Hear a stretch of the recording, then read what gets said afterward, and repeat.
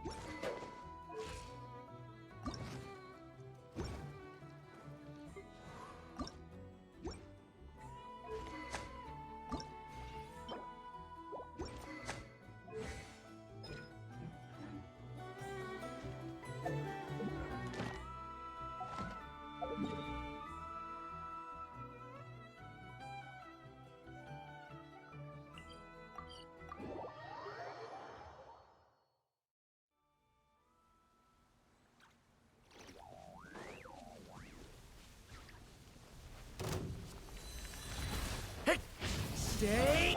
Shower me with Defensive mode engaged. Let my name echo in song! Smash and grab! Ultimatum protocol. Leave it to me! A turning point? Installation. Yoo-hoo! Finders keepers! You're not going anywhere!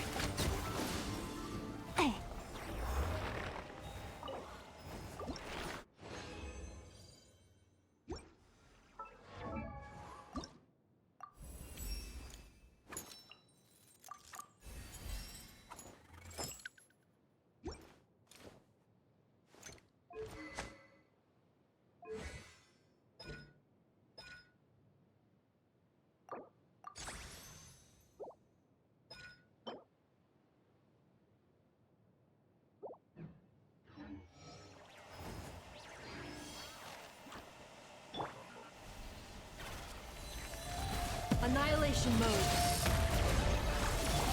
Time to shine! Shower me with praise! Watch out! The story has only just... You're my target! Hand it over! Defensive mode. Stay back!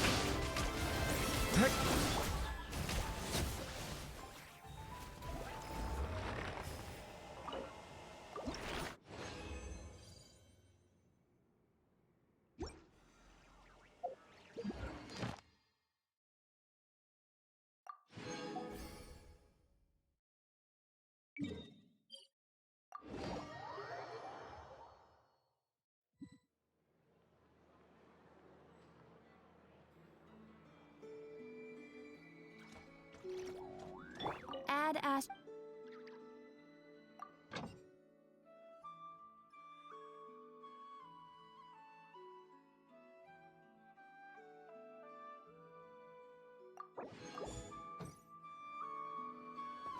Add Astra.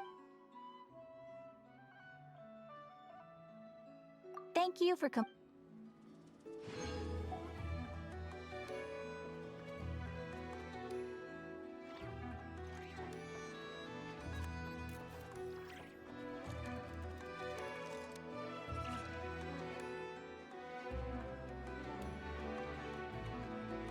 This land holds nothing but promise for adventurers from all walks of life. Wouldn't you agree?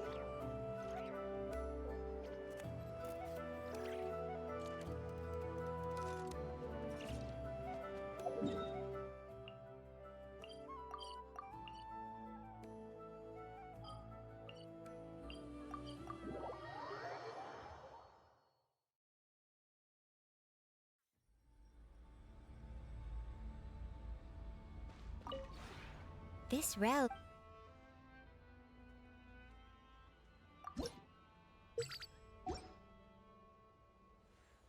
If you ever...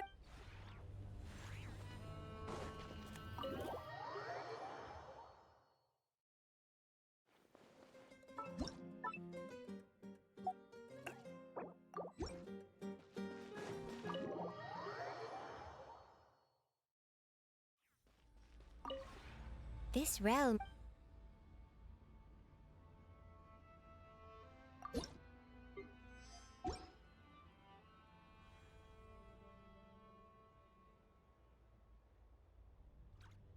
If you ever...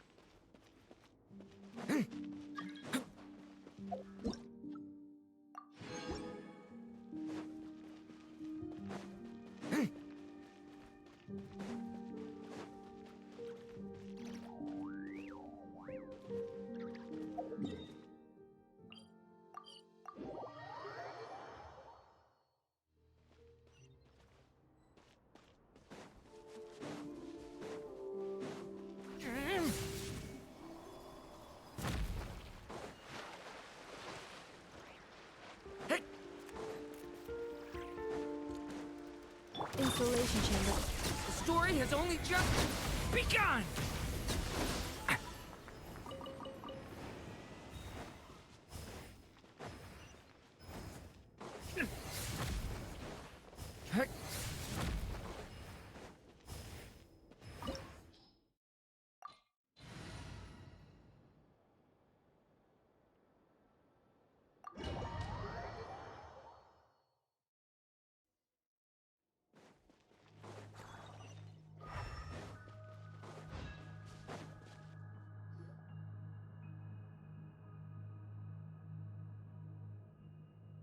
Are these people... Judging by their clothes, they appear to be phantom Hyperboreans from the distant past. That could mean they have some clues about the moon goddess's name, right?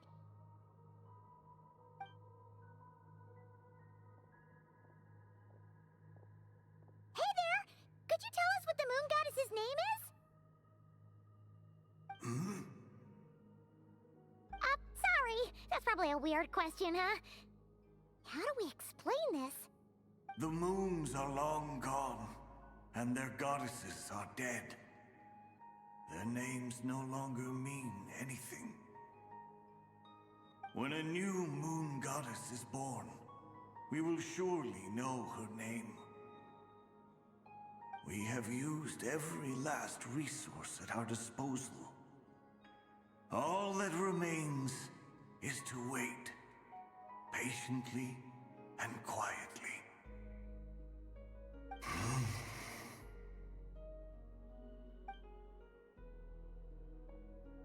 Were the people of the past all this devout?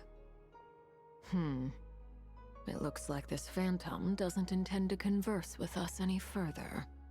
Surely the new moon goddess he speaks of must be Columbina. Alas, Kuthar's birth came long after the age in which he lived.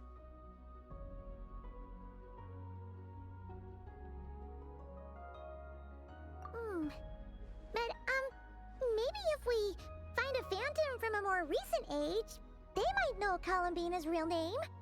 True. Keep an eye out. We should be able to tell which era they're from by the clothes they wear. Yeah, you've been pretty talkative this whole time. What changed? Oh, nothing. I'm fine.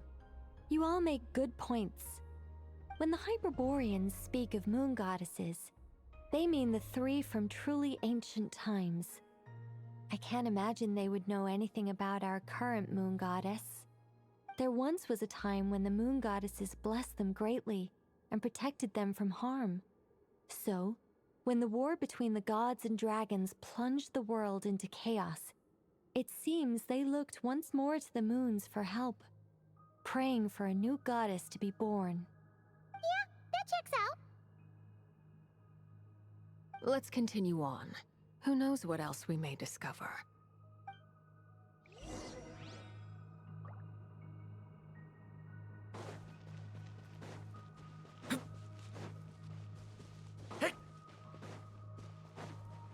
There's a door blocking this path. Not a problem. Try this.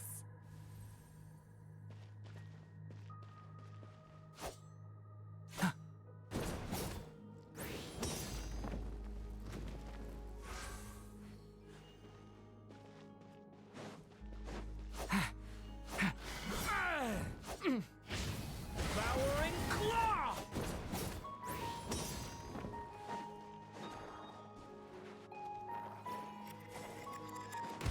Whoa! How did that door suddenly collapse?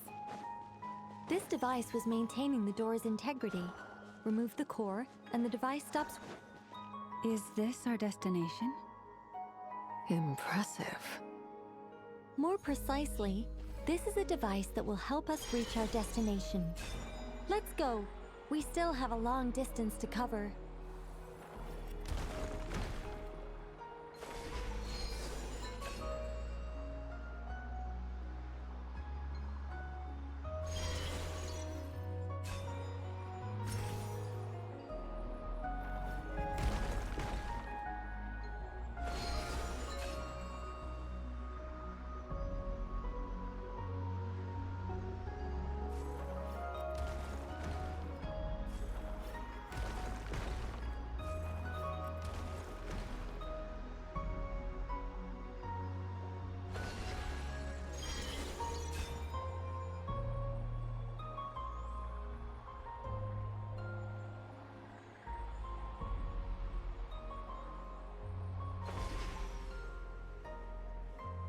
The way ahead is blocked by broken rocks.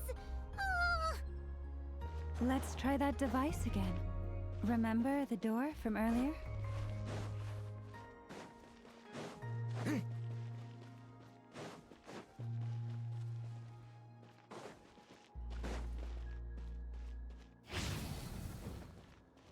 Devouring claw!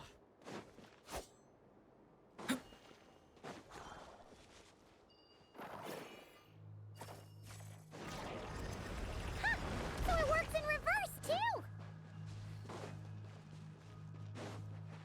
The humans we see are all phantoms, but the monsters are real. What a fascinating place. There'll be plenty of time to admire it later. Turning point in fate!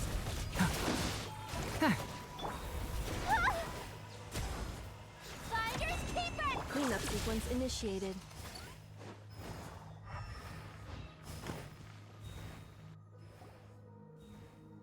Ooh, there's a whole bunch of artwork in here.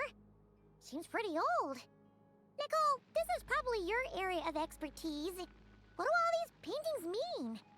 Let me see.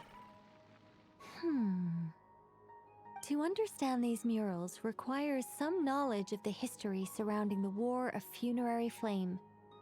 I shared a little of this with Lauma before. Yes. I think I follow. The dispute between the Moon Sisters, the transformation by Nibelung.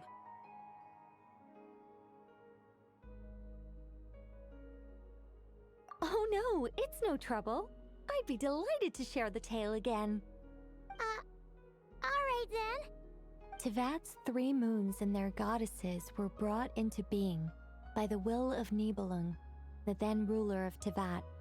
But when the heavenly principles came, they changed the world completely, down to its very foundations. The moon goddesses were nowhere near strong enough to challenge this entity. But the heavenly principles did not view them as heretical entities that had to be removed. Essentially, the 3 moons existed to keep this planet alive and operational, which did not directly conflict with the heavenly principles' aims. Nevertheless, the inherent precariousness of this arrangement would soon be revealed. Nibelung returned. Yes. He did, and thus began the War of Funerary Flame, a battle for dominance between Nibelung and the heavenly principles. Discord would soon emerge between the 3 moon sisters. One would voice the opinion that they should follow Nibelung, for it was he who first hung the moons in the sky. Another would argue that taking sides in the conflict would only bring the world closer to ruin. There was no telling where it would lead, especially since their creator had returned, bearing the perilous power of the abyss. Nibelung would eventually discover their disloyalty. He had all 3 imprisoned before transforming the moons into weapons with which to fight against the heavenly principles. What? Weapons? Yes, the very moons that had once defended the planet became instruments of death and destruction, striking terror into the hearts of all living things. And although the heavenly principles and the 3 moon sisters had once been at peace, it now seemed that the moons posed an unacceptable threat to Tevat. It is possible that the heavenly principles did not know of the goddess's imprisonment. If so, the weaponization of the moons would surely have been viewed as an intentional breach of the peace agreement. Regardless of who knew what, when, the heavenly principles shattered 2 moons and flung the other beyond the skies. Whether the goddesses managed to escape Nibelung's captivity after his fall, nobody knows. But this much is certain. From that day on, the moons no longer belonged to Tevat. The rejections slowly drained their power until eventually they passed away. So that's the full story. You say the moon ceased belonging to Tevat from then on. Why then would Columbina be born here? That is perhaps due to the lingering connection between the Frost Moon, which was not shattered, and this world. You could see it as the 3 sisters' dying wish. They never desired war. All they ever wished for was to protect this land. I see. If the final fate of the 3 goddesses is as you say, then Columbina faces the same grave danger. Our investigation has yet to bear fruit. We must hurry. Yeah, you're right. Let's keep going.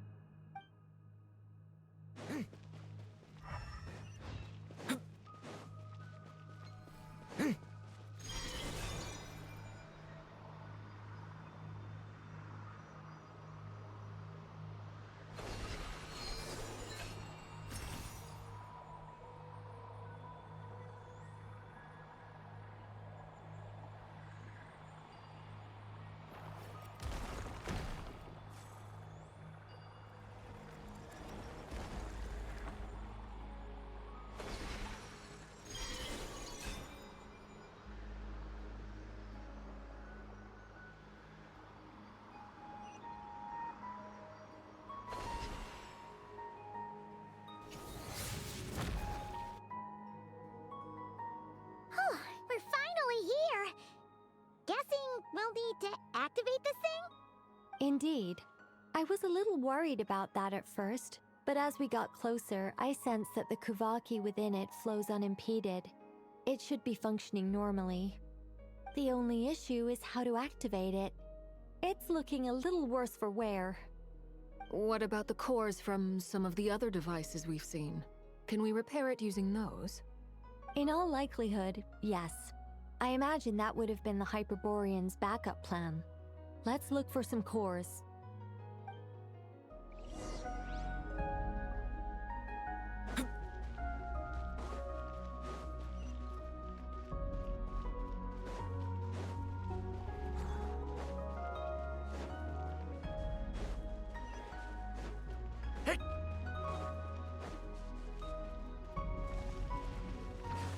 Defensive mode Yoo-hoo!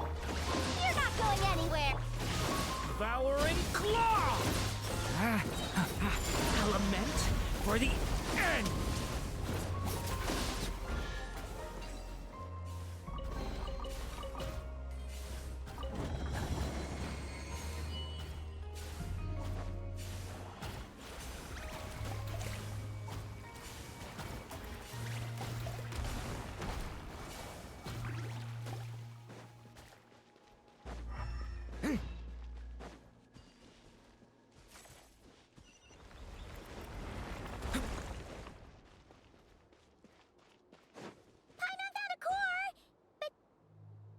Get across! Walk up, then jump down.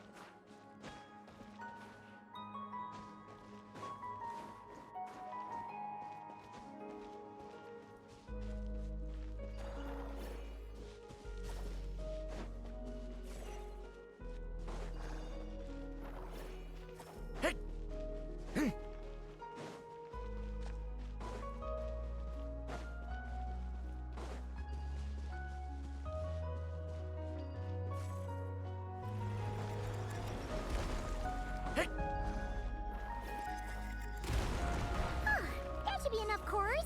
Let's head back.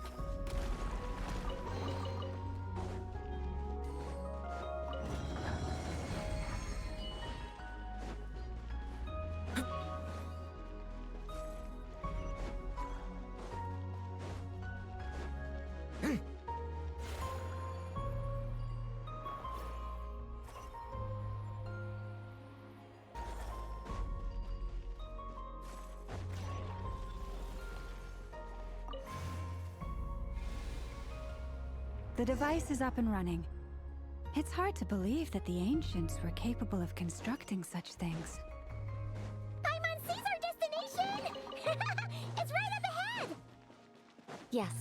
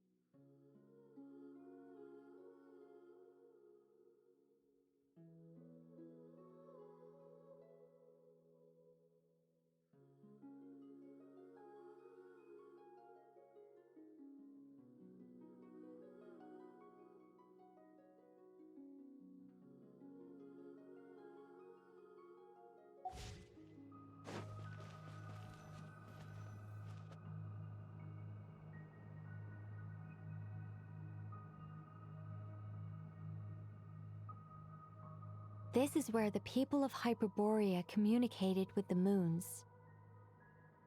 We need only place the moon marrow upon this platform on Moon Prayer Night, and we shall be able to open a portal to the moon and send our moon goddess back home. The assumption being, of course, that we can find her first. That's right. You want to know if it's safe there, don't you? And yet, she has no choice but to return. You know this. Oh, that's not the only issue here. This is the end of the line, right? We've explored everything we can. And despite looking at historical artwork and talking to people from Hyperborean times, we're still no closer to learning Columbina's name. If it's not too much trouble, could you tell me exactly what Alice said to you about finding her name? Oh, sure. What she said was... Then your first job is to find it. As a moon goddess, I'm sure she must have a name she identifies with. Neither Columbina nor Kutar is her true name, and she's never really accepted either of them. Is it not also possible that she has never had a true name? Not at any point in history? That would be a hard pill to swallow. But at this point, we may have to accept that that is the truth. No one knows how she came into being, and she certainly doesn't have parents in any sense that we're aware of. Perhaps she was never granted a name at all. But does that mean there's no way to get Columbina back?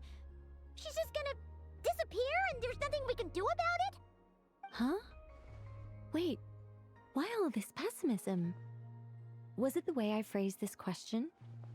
You all seem to be taking this in completely the wrong way. Well, just because she's never had a real name in the past doesn't mean she can't have one now. What? Think about what Alice said again. She never once said that you'd have to find a new name, did she? Are you saying what I think you're saying? Yes. Names are anchors that connect us to the world. If she doesn't have one already, then all we have to do is create one, no? It's like... yes. Traveler, when you first arrived in Teyvat, do you think you would have turned around if someone behind you shouted, "Hey, Tumaini"? But what about now? I understand what you mean. Life is a long journey. Even the friends and family by our side can change over time.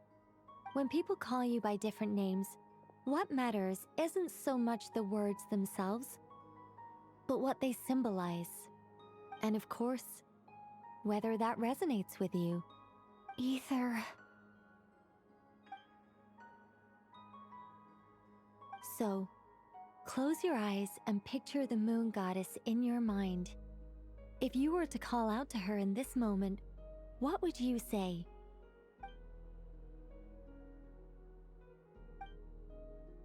Columbina. Columbina. Paimon would call her Columbina too. Well, she has long forsaken everything that Kutar represents. I think from now on I should call her Columbina too. Well, it sounds to me like you found your answer. Are you sure? Is it really that simple? We haven't found her this whole time, and not for lack of trying. For a journey like this, the process is every bit as important as the outcome. Had you not searched far and wide, rejecting every other answer you were offered? How could you have come to an answer you felt was finally correct? Oh, it all makes sense now. This has Alice's fingerprints all over it. Are you suggesting that Mage knew from the start that Columbina never had a real name to begin with? I can't say for sure. But I can definitely imagine her chuckling in satisfaction somewhere right now, saying, "Ah, what fun."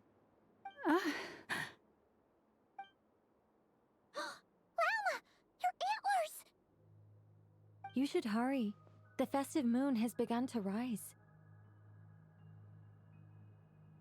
Do not worry, for when you called the name Columbina just now, I could sense that the power within was enough to summon back the moon goddess. The power within what? The name? Yes. So, the thing is...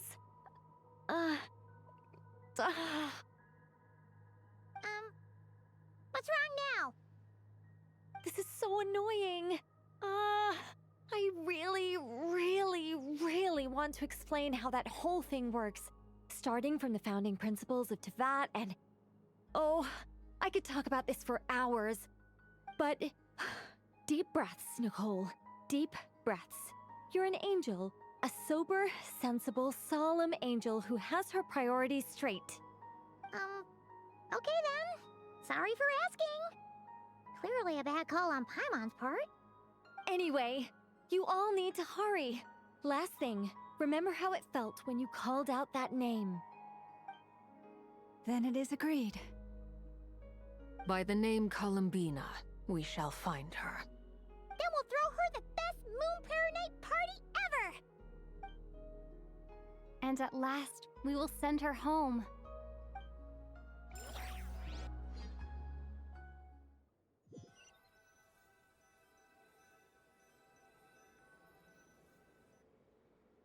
I can barely move anymore. My consciousness is fading away. Have they come back out? I'd love to see them one more time.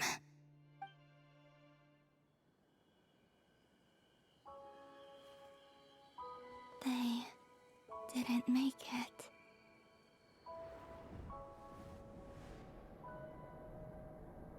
Could you tell me your name? My name is... Columbina!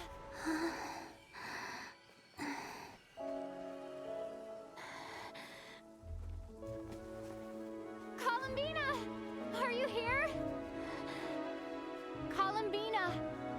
That's the name you gave when we first met. And it's what I've called you ever since. Columbina. It's a fine name. I have many fond memories of Columbina, and so do all of your friends.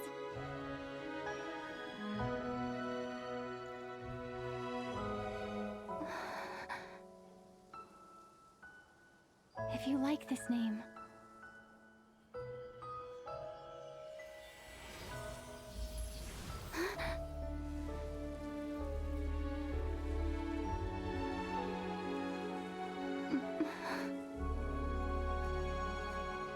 Looking for me?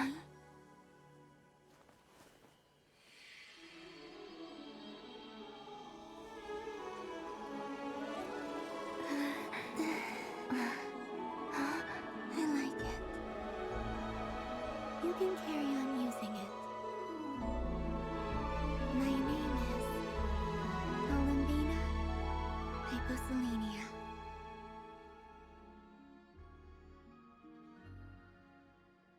Columbina Hyposelenia. That's a wonderful name.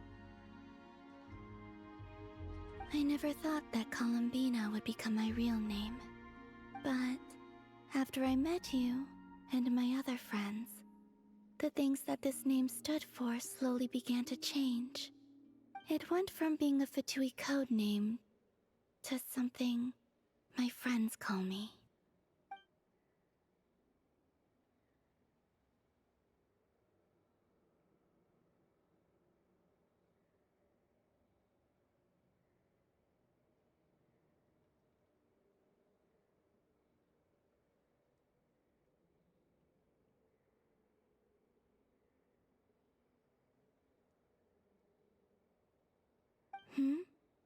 What is it?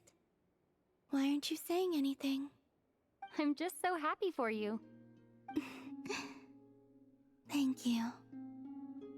So, where's everyone else? We can go and meet them very soon. Everyone went to different places to try calling your name. Great.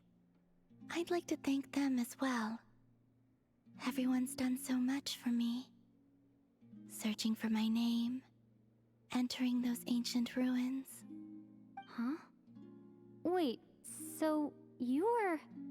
Yes, I was there. Not physically, but my consciousness was still holding on. I followed you the whole way. Starting from when? You turned around and called out my name while you were in Nasha Town. Do you remember?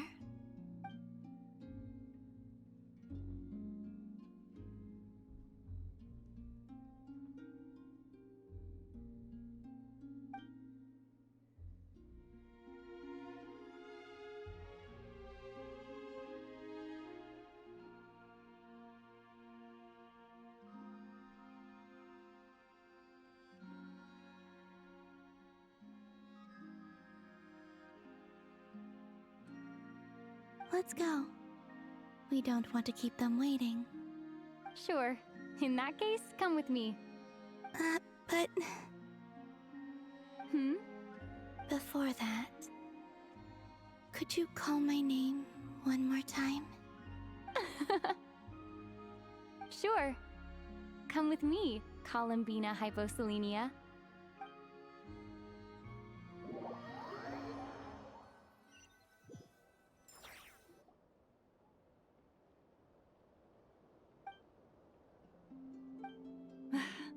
Columbina! Oh, this truly is wonderful. Llama, I can't breathe. Ha ha! Just in time for Moon Prayer Night. It's good to have you back, Miss Columbina. Yeah, we were worried sick. Thank you, my friends. With your help, I now have a name that belongs to me. Columbina Hyposelenia. Where's the second half from? You added it yourself? That's right. It means... Born beneath the moon. Yes. And by extension, it can also mean born beneath this world. A fine name.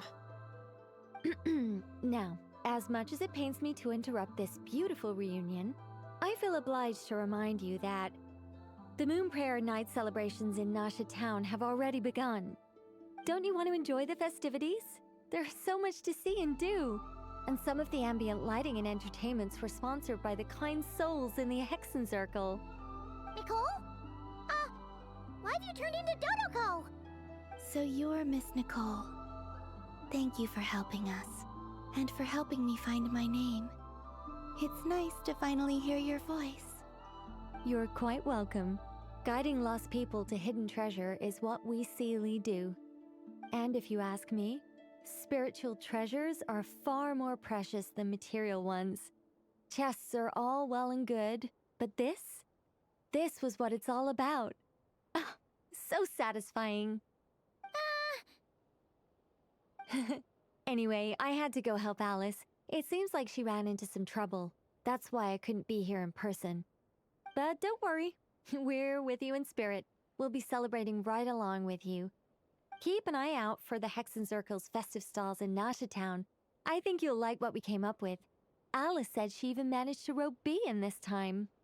The Frost Moon Scions have also prepared various attractions. I believe Aino, Inefa, and their crew are setting things up as we speak. On that note, Nefer, about that request I made. It's all in hand. Yehoda is on site to ensure that everything goes off without a hitch. Wonderful. In that case, Traveler?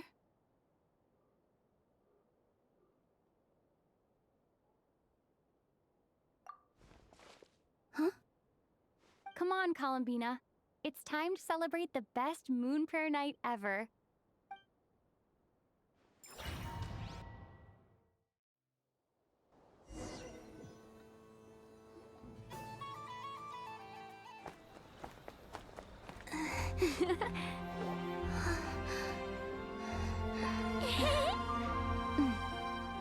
Hey, young lady.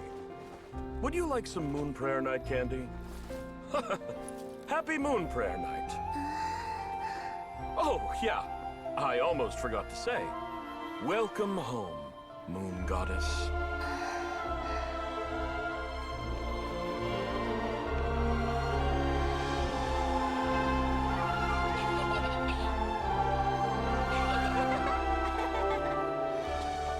Welcome home, Moon Goddess.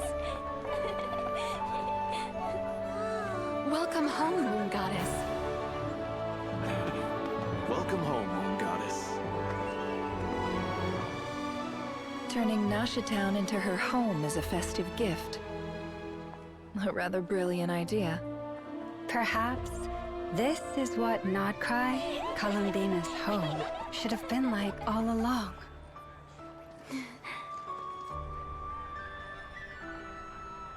Thank you for the gift. I like it a lot.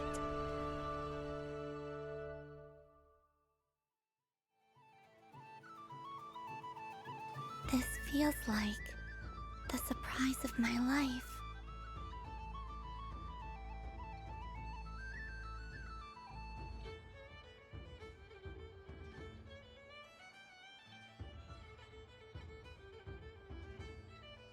I do.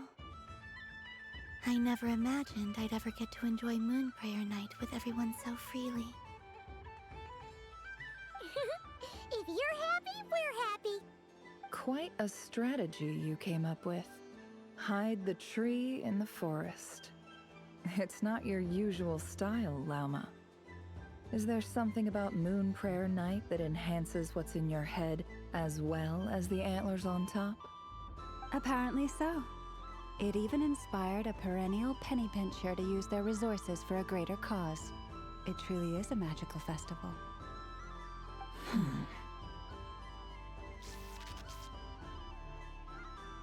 I see it now. This bickering is actually a sign of a strong relationship. Huh? What's everyone doing here? Oh! Miss Columbina, you're back! Yes, I'm fine now. Thanks for your concern. How's your progress with Alice's assignment? Very well indeed. I've never heard her sound so excited. Not like this. This time her excitement seems more serious. Seems like she's had a major breakthrough. She said she'll contact us once she knows more.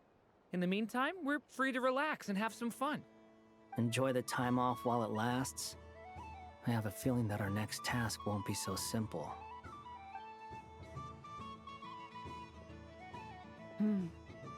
I should go. I still have a few things to attend to at the Frost Moon Scion stall.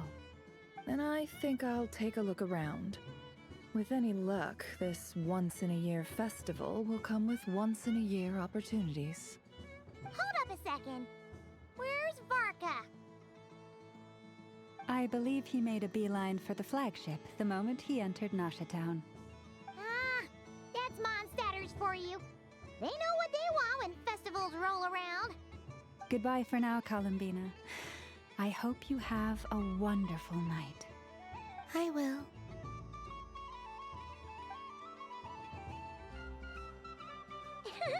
Well, in that case, don't just stand there. Get out there and have some fun. You'll definitely get a warm welcome at every stall. Oh, also, take this map with you. It's a guide to the festival.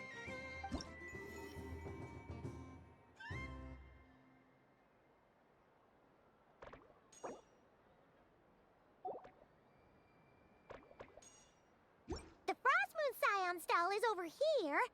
Lauma's invited a whole bunch of cute animals to celebrate too. Over there is the Hexencircle section. Alice seemed more excited than anyone about this festival, so she insisted on making it a grand affair. Oh, and then there's the Nasha Town local specialties, including... Actually, forget that. Better if you go check them out for yourself. Thank you. It looks like a lot of fun.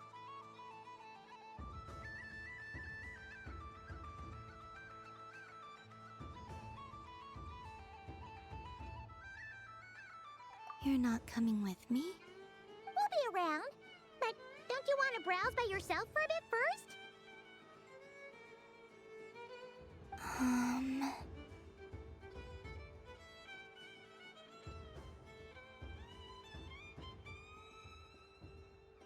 Yep.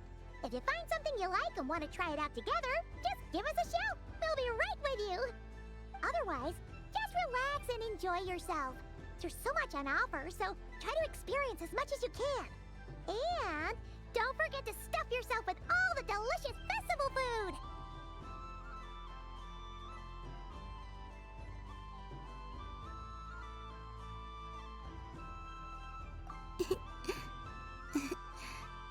All right then, off I go.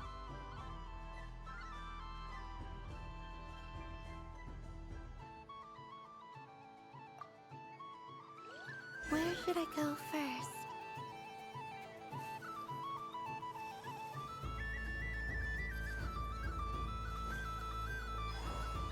So this is the Frost Moon Sun. This must be the mage's stall.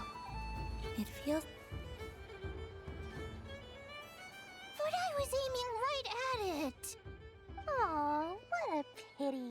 I saw it with my own eyes. You were so close. So very close. That's not true. It dodged out of the way right as I was about to snag it. I'm sorry? You heard me. This paper frog can move. I swear.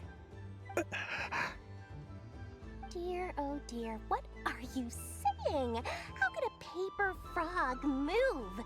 Unless you believe there really is magic in this world.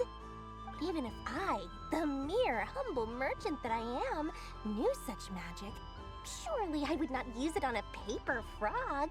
I'd sooner give Mora legs, so it could walk right into my purse.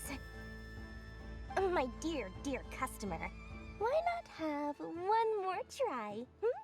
This time I'll give you 12% off, a very generous discount for one of my most regular customers.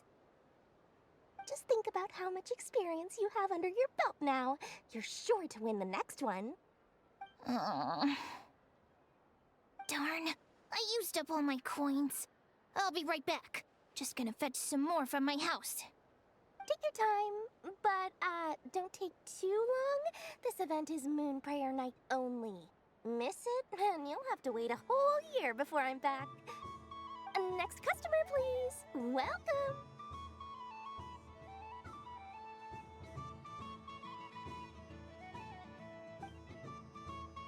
Hello. Whoa, whoa! What's this big one doing over here? How do I tell my employees not to go running around this time? Shooting them a glance won't work. I haven't known them long enough.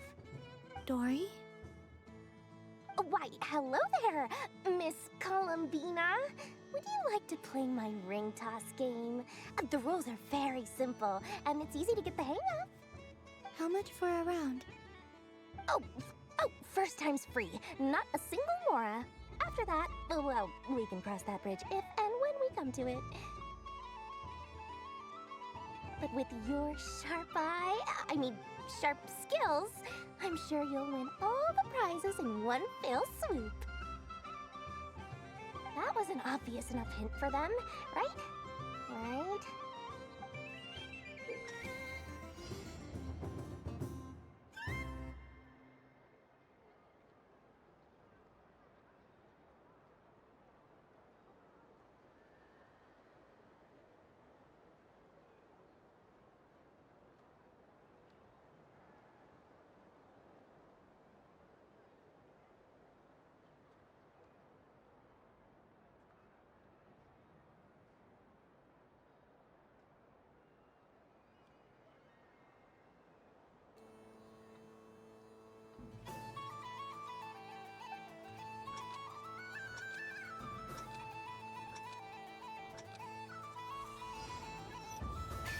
Here comes the ring!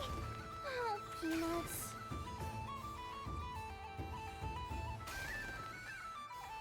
Change tracks. Roselle, should we move or not? Just a tiny bit. All right, then I'll... Oh, sugar plums, not the clockhead. Let's see now. Let's see. Wow, very good. That's the highest score we've had all night. And here's your prize. Now, how about another round? As for the cost... Happy Moon Prayer Night, Miss Columbina. Happy Moon Prayer Night, Durin and Hat Guy. Are you here to play the game? Yes.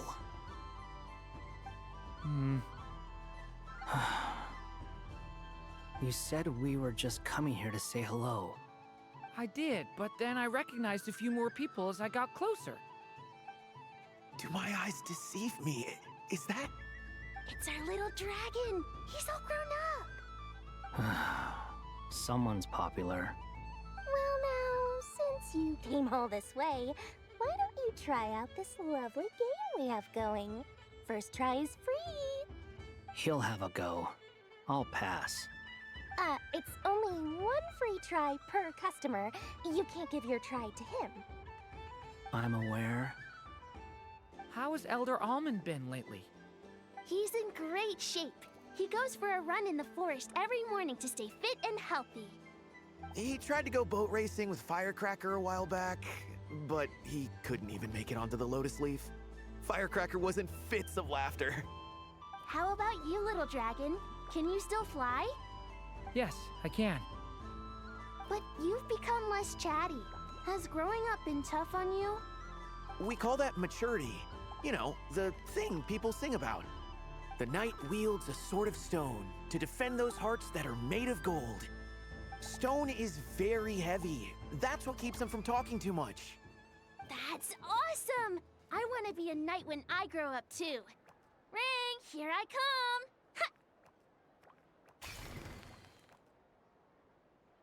Ah, the hat-wearing man. I never thought I'd see you again. You seem more determined than when I saw you last on the train. If you say so. Oh, I do say so. The people you once helped see it clearly. It's because you are once again on the right track. May the engine in our hearts propel us to the station of our dreams. I can move! I can move now, Roselle! What are you doing, running into the rings like that? You got them all so quickly! I have never seen anything like this in all my travels. Is this guy actually an old friend of theirs? But how? They're origami animals and clockwork people from a fairy tale. Getting to know them would be quite an arduous task, unless they share a hometown? I have to get to the bottom of this. Next time I see the great mage Alice, I shall demand answers. Thank you, Dory. I had a lot of fun. Now for your prize. Where did I put it? Give me a moment to dig it out. Oh, sweet grand prize. How I wish I didn't have to let you go. Good thing I've already turned a profit from the customers earlier in the night. Otherwise, I'd have wasted all my hard work. Okay, I'm back. What? I leave for 2 seconds and someone's already claimed the grand prize? Oh, well, these things happen, you know? Perhaps you'd be interested in one of the other prizes instead. We've got all kinds of wonderful goodies here. Is this the thing you wanted? Here, you can have it. Huh? But... Don't worry about it. It will be happier with you. Oh, thanks so much, Miss. Moon Goddess. Oh, goodness gracious, Columbina. Give me strength. How am I supposed to make any more money from this child at this rate? Daddy, look! That's the game I was telling you about! Forget it. She is the Moon Goddess after all. I'll think of some other way to swing this. Maybe I can try to hook this new kid. Huh? Oh, someone already won the grand prize. You can take mine if you want. What? Why? Why are all these bleeding hearts coming here to ruin my business? Happy Moon Prayer Night, everyone. Happy Moon Prayer Night.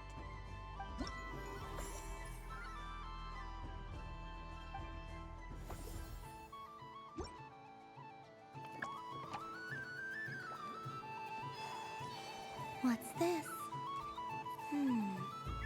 Should I give it a try?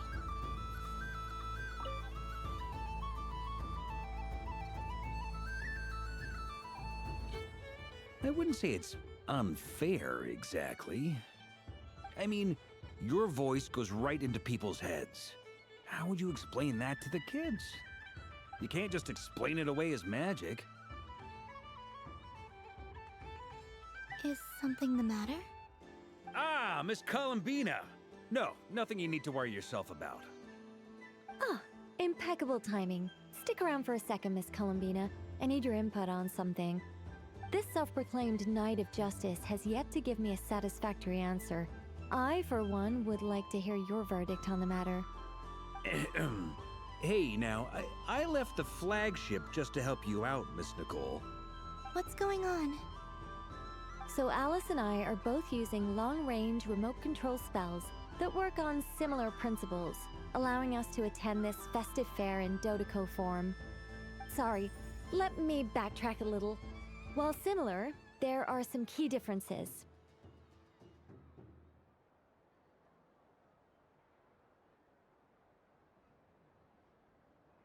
Alice, being a great mage, wanted her Dodeco to reflect something of her own charm and mystique.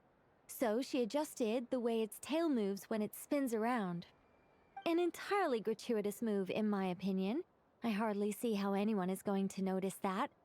If anything, I'd say that anyone who stares intently enough at a Dodeco's tail to notice such a small detail is someone we ought to be highly concerned about. I only say this to emphasize that my question has nothing to do with tails. Now that we're clear on that, why is Alice's Dodeco permitted to interact directly with the children celebrating Moon Prayer Night, while mine is not? Your voice speaks directly into people's minds. See? Exactly what I said.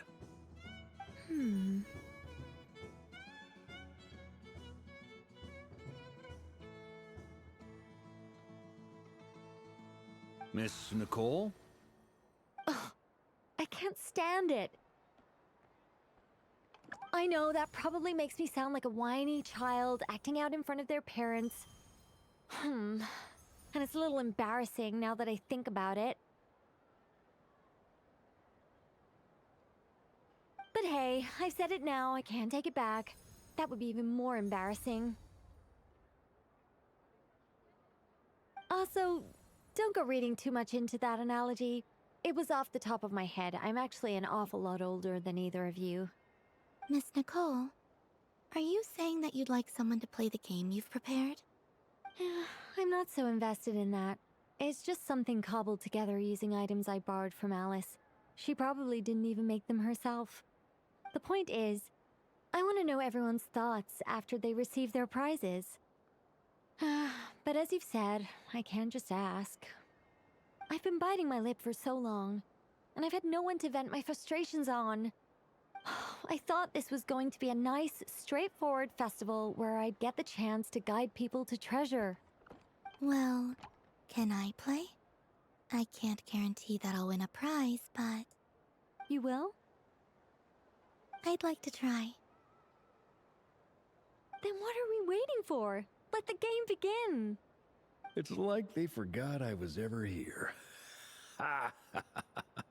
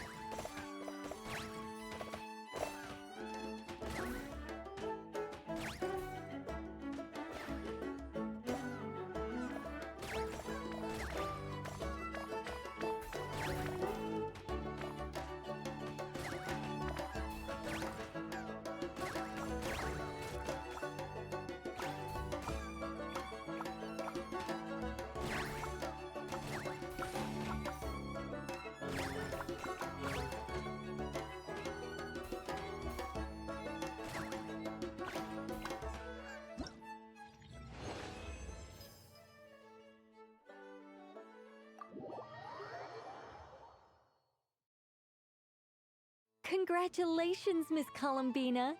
With your great wisdom, you have overcome every obstacle in your path and conquered the great challenge posed to you by fate. Fate? Well, something to that effect.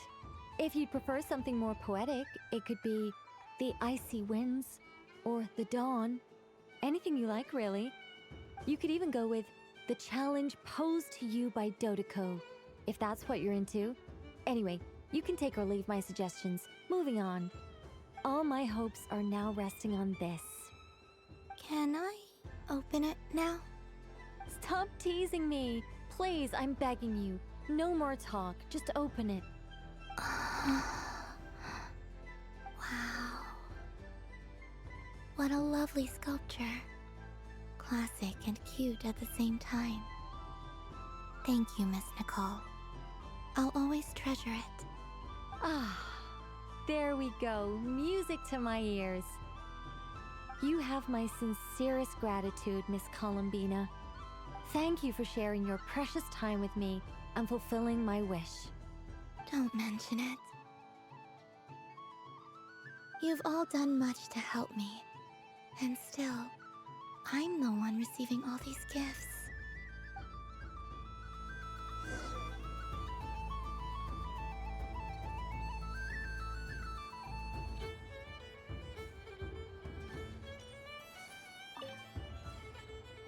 A soft and furry creature that bounces and jumps.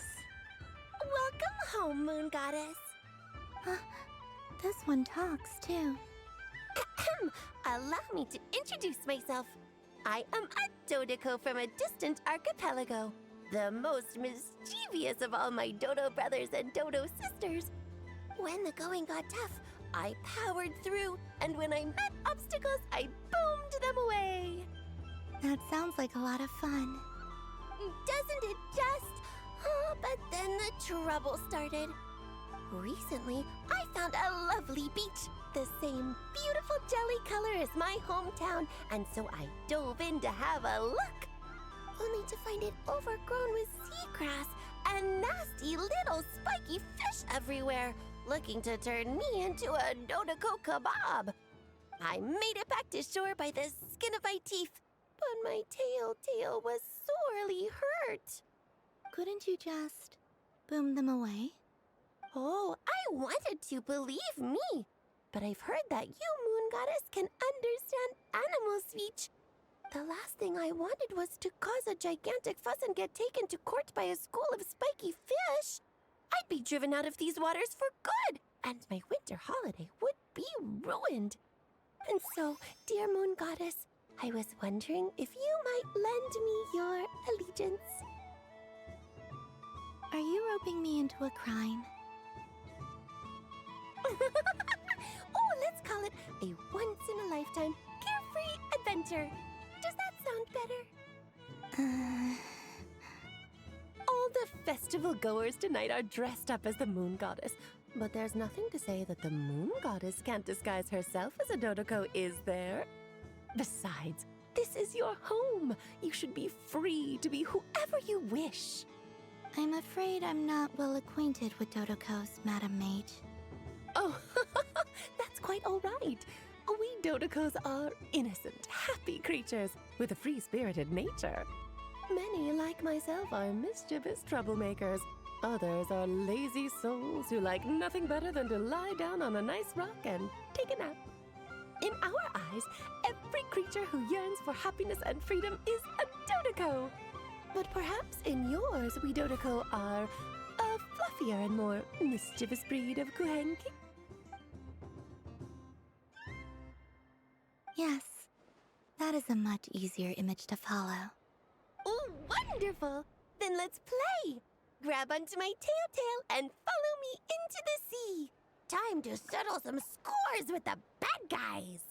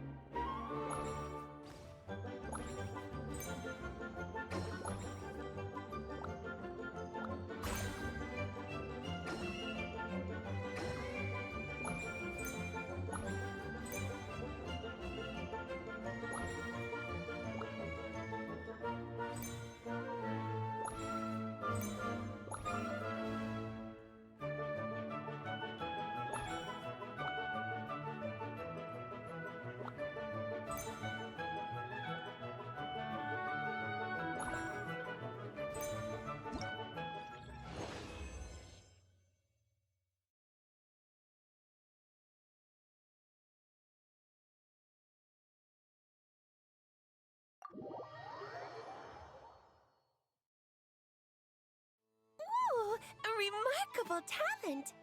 So, what do you make of it?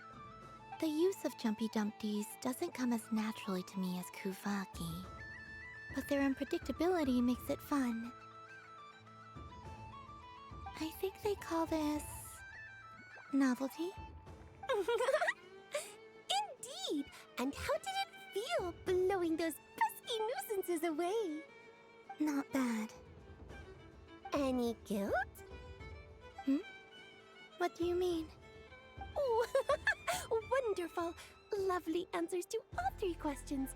You've passed the safety test. Now I can give this special bomb to you as a souvenir. Remember, if you find any meanies living on the moon, you can use this to boom them into oblivion. I will.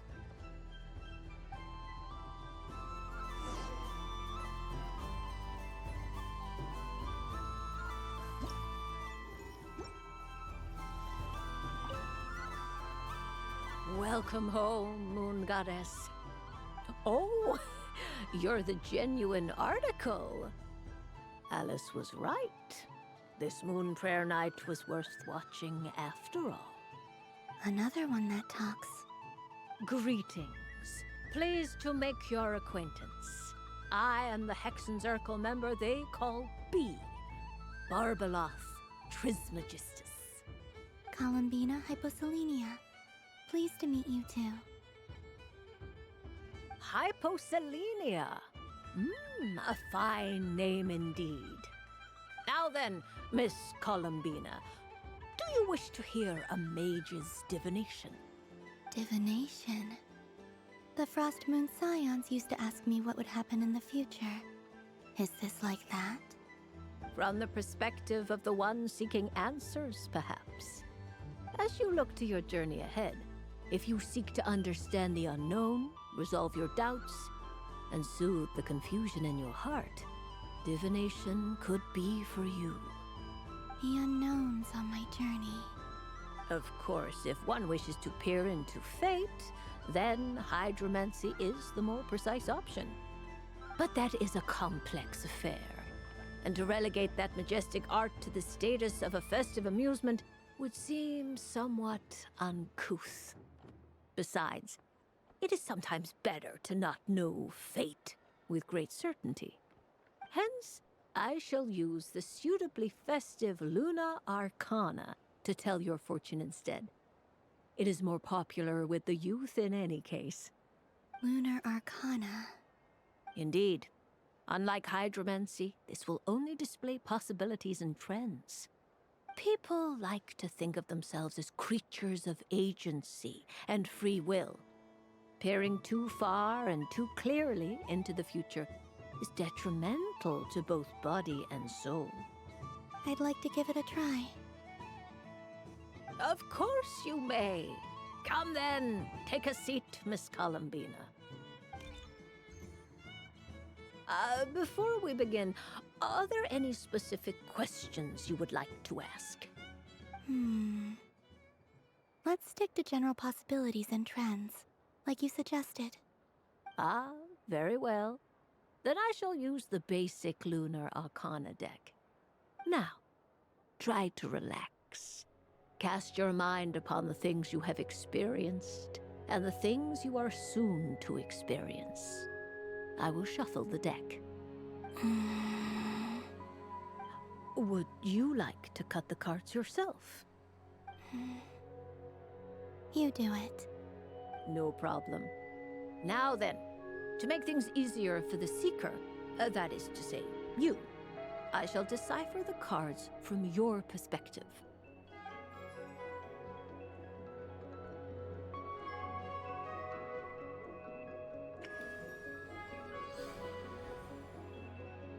Please, draw the first Lunar Arcana. This represents destiny and is the foundation for the divination as a whole.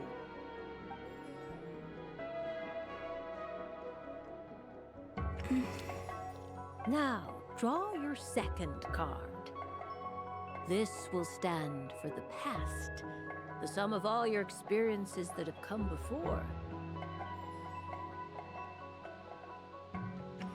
And now the third arcana. This is the present, your interpretation of the current moment.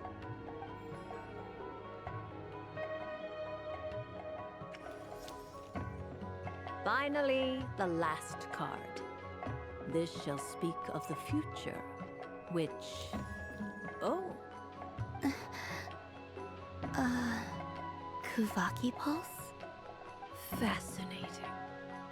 I've never encountered this before in my role as a diviner. Something has exerted an influence upon this card, causing it to leave its designated position. What do you make of this, Miss Columbina?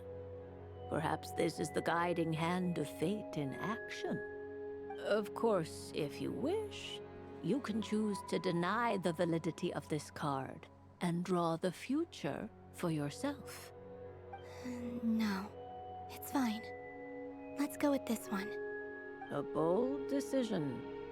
I must say I'm looking forward to the results. Well then, let us flip the Lunar Arcana in sequence and see what emerges. Sure.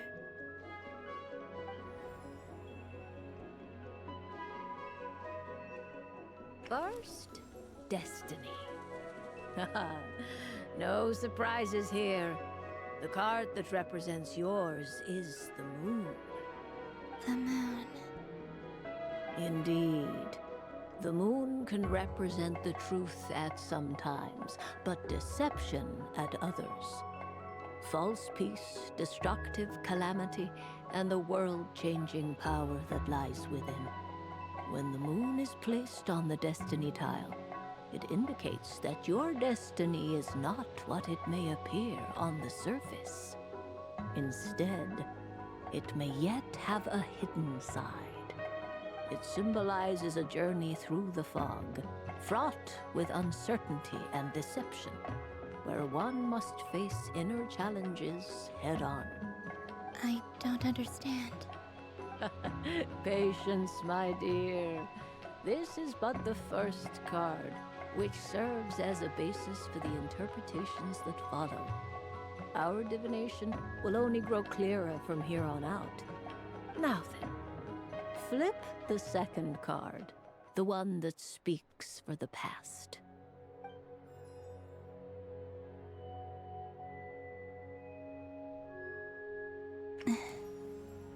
Ah, the Hermit, but inverted.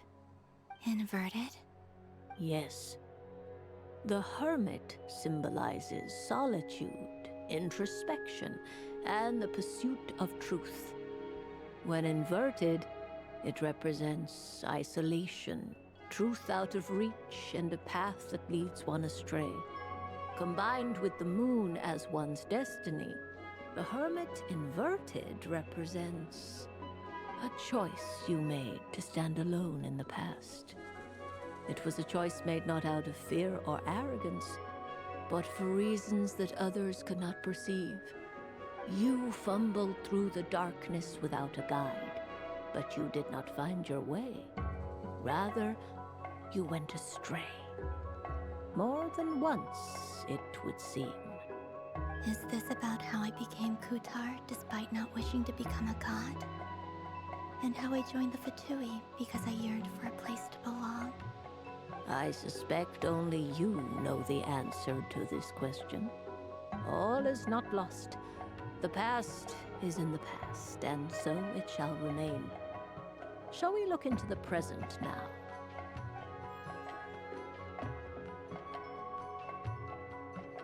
Oh my. The Lovers. One of the most interesting Luna Arcana. What does this one mean? This means that you have had an unprecedented emotional experience. The joy of finding your soul becoming intertwined with that of another. A precious and wonderful thing indeed. It's true. I've made a lot of friends recently, and they are very good to me. I like them a lot. That sounds lovely. I am most delighted for you. The Lovers can also represent important decisions, Perhaps related to a parting of ways. Now, if I were to guess... Yes. My return to the moon. I understand. Parting with friends is never easy, Columbina. But rest assured, this is not the end of your journey. There is always another story waiting to be told. The future always lies ahead. The future. Well now, it's finally time to flip this most mysterious of cards. Why did it appear? And what does it wish to tell you? I'm ready. Very well. Flip this card and see what lies on the other side. Oh. Miss Barbeloth? What is it? This card is death. That doesn't sound very good. It depends on how we interpret it. It is true that it can represent an agonizing death, a complete and utter end, but at the same time, it can also represent rebirth. Do not forget that your destiny card is the moon. That lends your future many different potential meanings.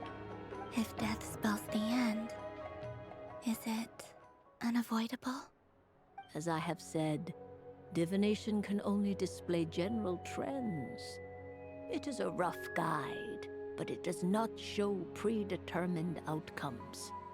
Allow me to summarize it for you.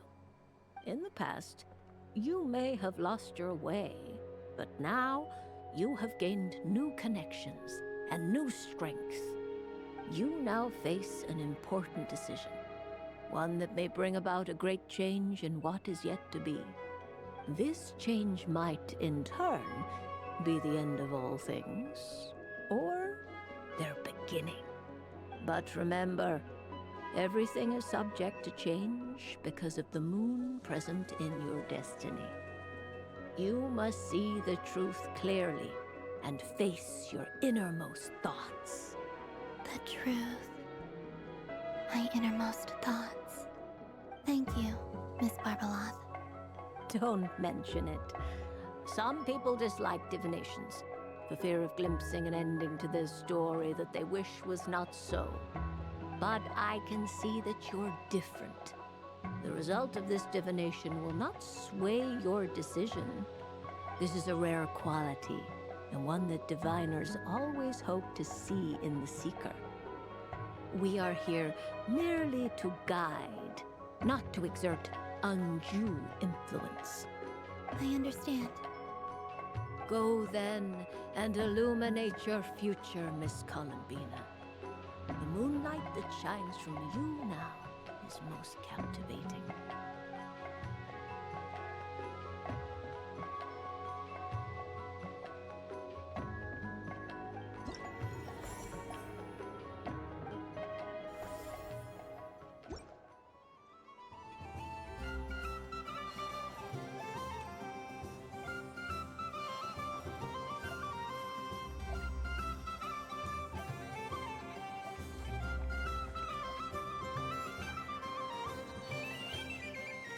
So this is the Frost Moon Scions area. Wow, the Frost Moon Scion stall looks kind of plain, but it's pretty cool once you get into it. I don't go to Hisi Island much, but it's got that, like, old world cultural feel. And if culture means we get more festivals, I'm all for it!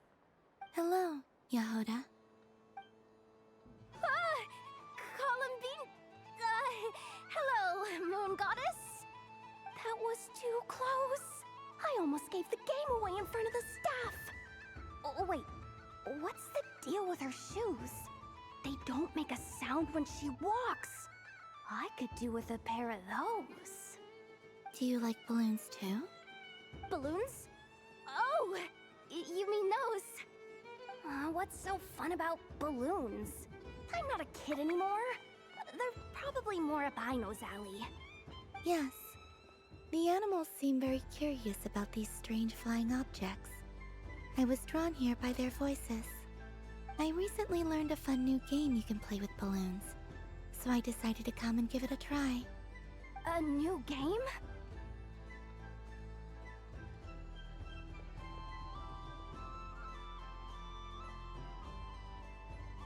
Hello. Welcome home, Moon Goddess. Here to buy some balloons? Yes. Could you give me a few that haven't been inflated yet? Are you sure?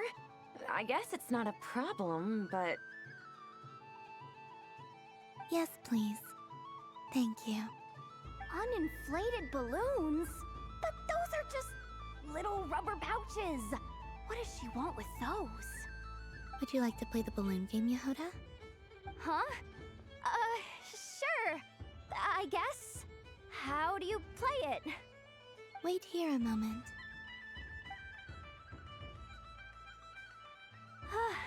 Oh. This is so weird. What have I got myself into now? I thought I saw Columbina nearby. Oh, that's the fourth Harbinger! Although she's helped us out quite a bit, she's good people, right? Is she looking for Columbina? Oh, guess that's my ticket out of here. I'm not sure my heart can take being sandwiched between two Harbingers.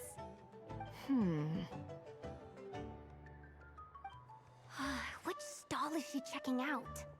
Oh, it's that other Frost Moon Scions one. Try on the headgear, see what it's like having antlers or animal ears for a day. I wouldn't be caught dead wearing that stuff. So embarrassing. I have enough gear to carry as it is. Wait, what? She put it on? How peculiar. This would take some getting used to. I wonder if this is what it's like for Lynette. It really suits you, ma'am. What is this? She was so intimidating a moment ago, but now, dang, she's really rocking those ears. How does she make them look so cool? I suppose I may as well keep them on for now. All part of the festive experience. She's coming this way. How do you do, Miss Yehoda? Oh, jeez. Don't talk to me while wearing that thing. Where am I supposed to look? Oh, hey there. I'm looking for Columbina. Have you seen her? She just... Huh?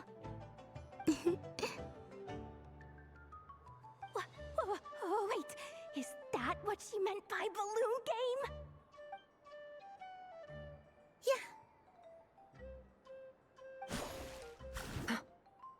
Huh? No fair! How come I get caught in the crossfire?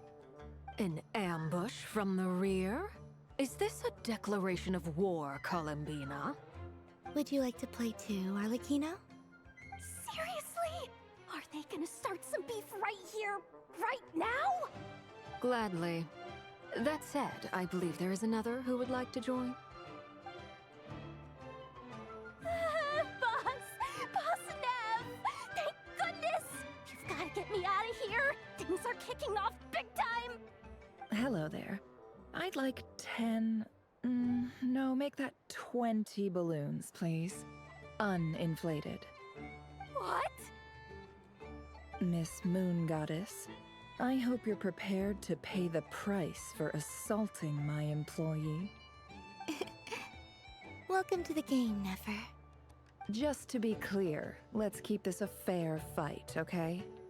No strange powers, please and thank you. Naturally.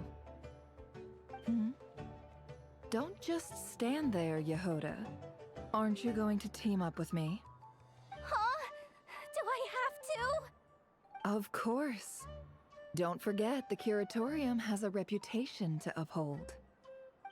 I knew knew something like this was gonna happen.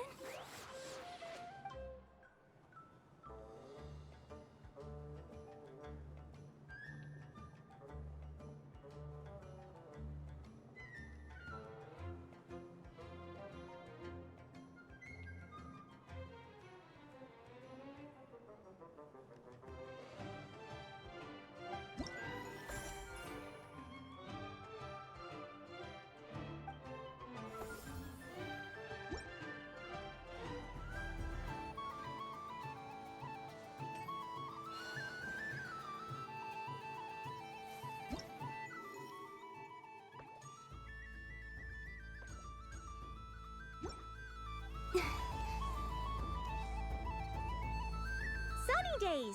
I prefer sunny days. Ah, well, you are as warm as the sun itself, Moon Goddess. Very well. I believe your spirit animal has to be this most adorable chic badger. Wow! Thank you, Mr. Talking Magic Lamp. Have a very happy festival, Moon Goddess. Lance? That's you, isn't it? It's our little secret, my dear traveler in Paimon. Okay, sure, but why are you here selling sugar sculptures? Everyone celebrates in their own way. After gazing into the abyss and spending time around gravestones all year, what better way to relax than to see sunny smiles on the faces of the living? Besides that, I like to think of myself as a fair judge of character. I dare say matching personalities to confection suits me rather well. That's not what Paimon was talking about. Aren't you afraid that your true identity might be exposed? Should I be? There is all manner of magic in the air this moon prayer night, thanks to the work of the great mages. I see Miss Columbina is hiding in plain sight. Why should I not do the same? Why miss this rare opportunity to enjoy a special evening in my true form? Fair enough. You got a point there. People who don't know you will probably think you're just a talking lantern. Well, now that we see eye to eye, what brings you here? Not a search for your spirit animal, I presume? Ah, well, actually... Here, see for yourself. Oh, this is... How wonderful. A beautiful idea. Yeah! We just met Barca, and he said that having everyone draw their own section was kind of boring. So, he did your bit for you. Ah, Varka. Ever the maverick. I see his artistic skills are truly one of a kind. In that case, I shall paint something on Mr. Albedo's behalf in a short while. What? Why not now? Ahem. Welcome home, Moon Goddess. Whew, that was close. Hello, Flins. She recognized you right away! What keen eyes you have, Miss Columbina. Especially considering they are shut. I did not see you. Rather, I sensed you. I can sense the fluctuations in Kuvaki all around me. One would expect no less of the Moon Goddess. Might I interest you in some candy? Yes, please. Excellent. I shall make some for you right away. Something the matter, Miss Columbina? What about my spirit animal? All the other children carrying sugar sculptures are talking about it. Wait, is she taking the test seriously? Ah, my apologies. How could I neglect that? You are quite right, Miss Columbina. Every one of us has a magical creature living in their heart. Would you permit me to help you find yours? Yes, please. Do you prefer the day or the night? Night. Which of the 4 seasons is your favorite? Winter. Think of a perfect day. What is the weather like? Sunny, rainy, or perhaps cloudy? Rainy in the morning, sunny at night. What kind of answer is that? Forests, lakes, and open seas. Which do you prefer of these? I like them all. Imagine you opened your very own shop. What would you sell there? Moonlight, I think. Wow! Paimon would totally shop there.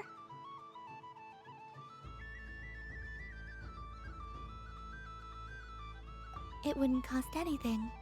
You'd just need to visit. Aha! I believe I know what your spirit animal is.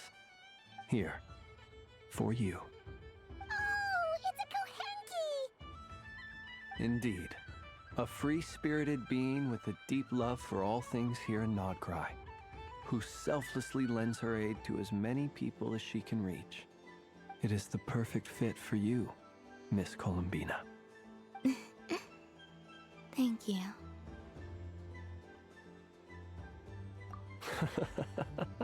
It would be my honor. But you shall have to forgive me. We have known each other for quite some time. I doubt there is any answer I could give that would come as a surprise to you. So instead, would you accept this sugar sculpture as a token of our friendship? It's a lantern. Hey, why don't you two go enjoy your candy over there? Paimon wants to try out this spirit animal thing too. Right, Flints? Come on, play ball.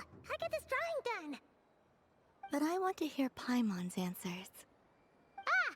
But it'll probably take ages. Paimon's a complex soul. And we don't want your candy to melt while you wait, huh? Oh. Okay then.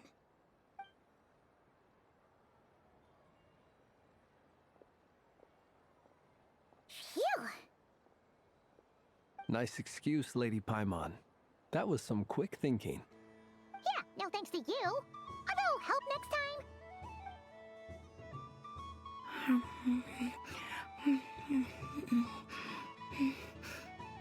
It's sweet. Is that Lockaberry? I wonder what flavor the traveler got. This way, this way! It's the candy-selling lantern! I'm coming! Of course. Traveler, maybe we can share?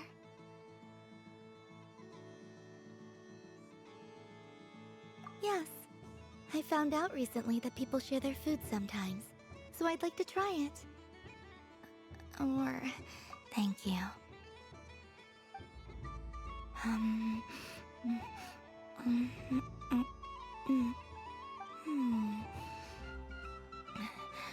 Yours is a... Are you sure? Amazing.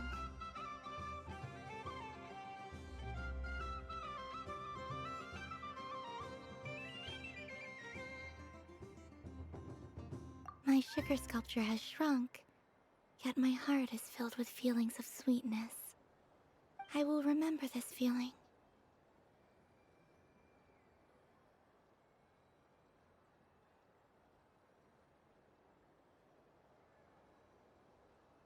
Sure.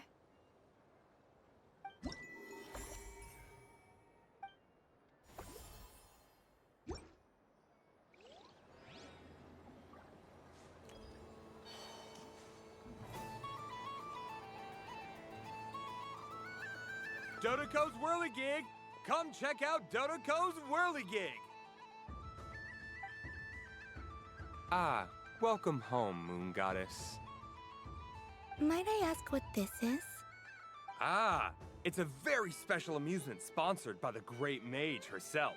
Ride on a soft and furry Dodoco and embark on an unforgettable adventure. I say that, but I'm just following a script here.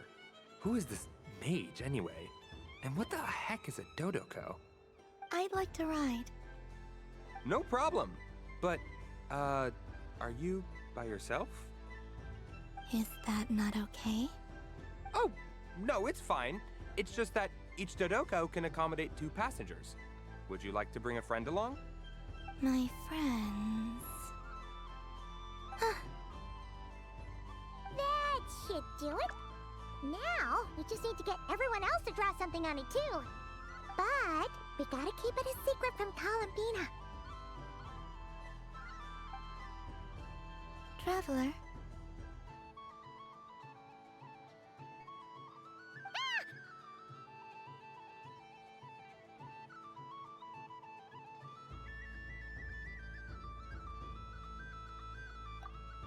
I want to go on that ride. Will you join me?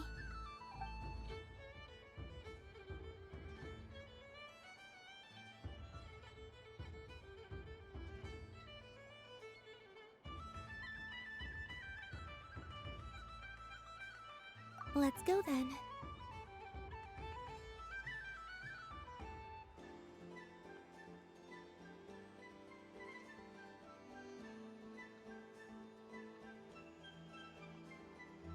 Don't worry. Paimon will do the rounds. You go have fun.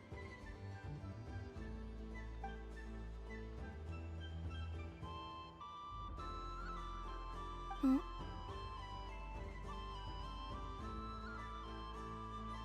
All right. I think we have to wait in line over there. Please take your seats. For safety reasons, you mustn't try to leave the ride before it comes to a complete stop. All right, you're all set. I wish you both a wonderful journey.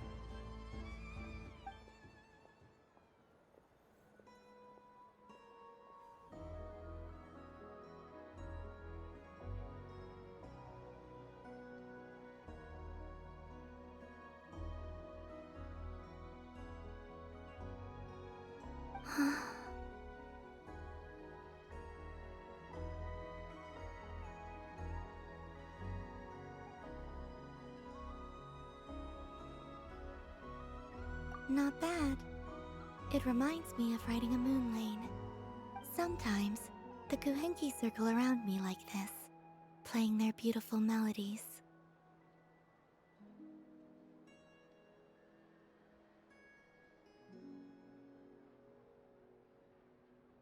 Yeah. I'm going to miss them.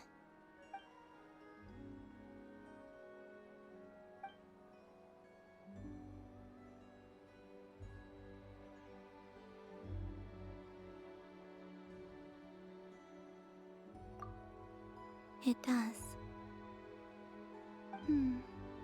I've felt scared in the past, too.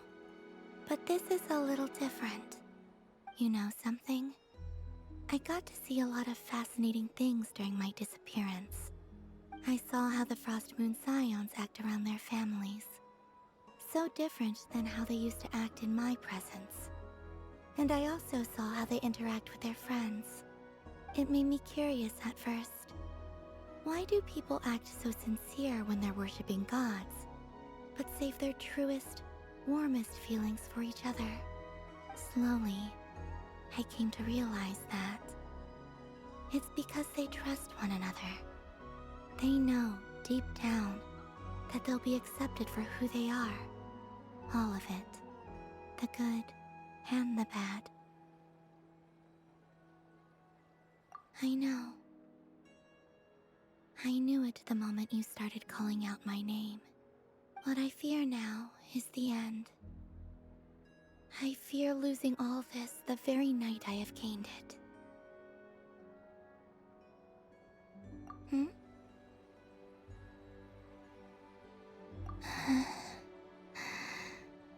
Thank you for this conversation. Thank you for listening to me. Don't worry.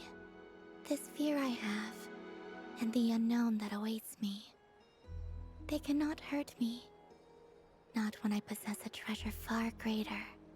I just want you to remember this version of me, the real me, on this final night together. Dear passengers, Dodoko's awesome adventure has come to a close. Please leave in an orderly fashion, and we look forward to seeing you again in the future. Don't want the journey to end, huh? Don't worry, you two. There's always another adventure waiting just around the corner.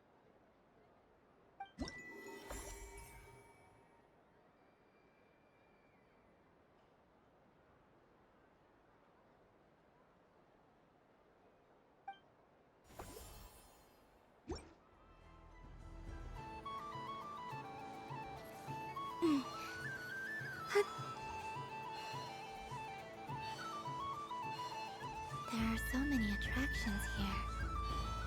Since I rarely get...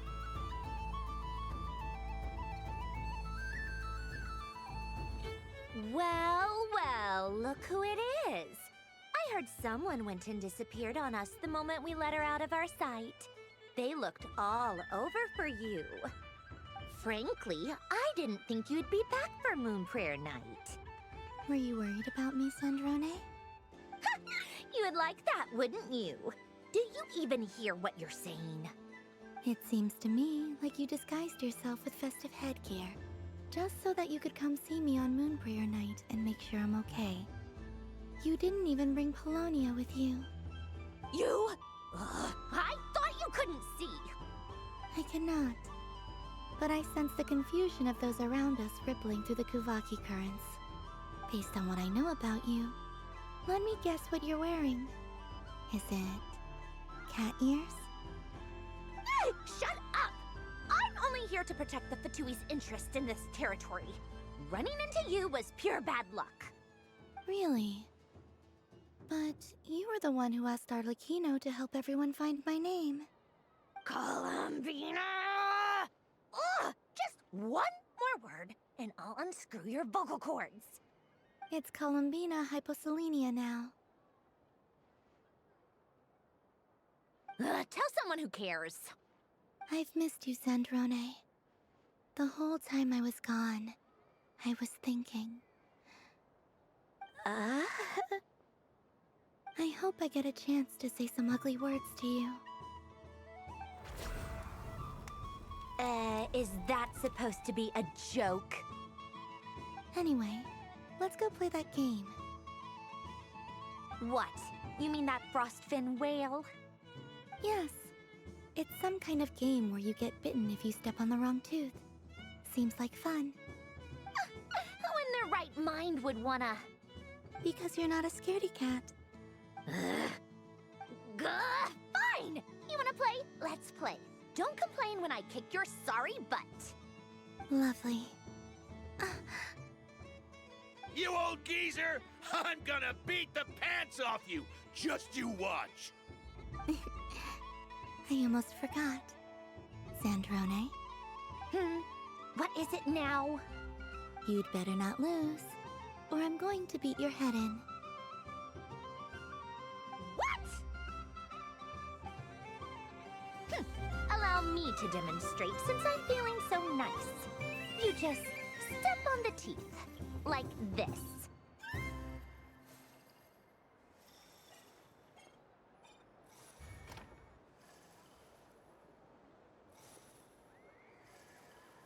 Which should I pick? I'm getting a bad feeling from this one. Set your turn, Sandrone.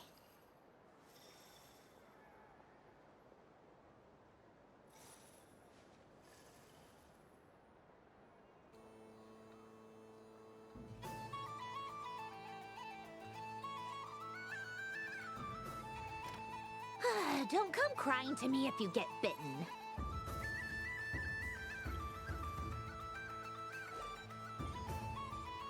There are less and less teeth remaining.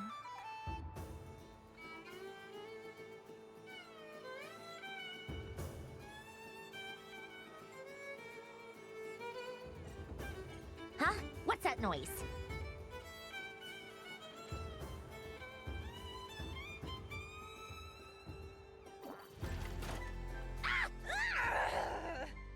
I think you might have picked a bad tooth, Sandrone. Shut it! Do you need any help? It seems like you're stuck. No! It's just a blasted... toy! How is its grip this strong? Stop laughing! All right. Well, you lost. So just like I promised... Hey! What are you doing? Are you seriously? Hiya! Why, you... Oh, just you wait! Rematch! Are you all right, Sandrone? That was quite a strong bite. Are your clockwork parts? Quit your fussing! I don't need it! All right. I'll go first this time.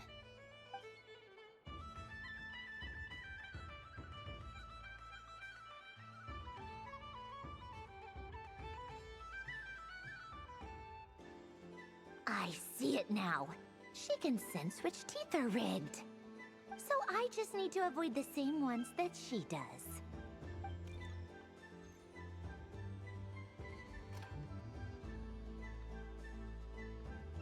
This one... Seems fine. She avoided that one then? Now I've got you. All right, my turn.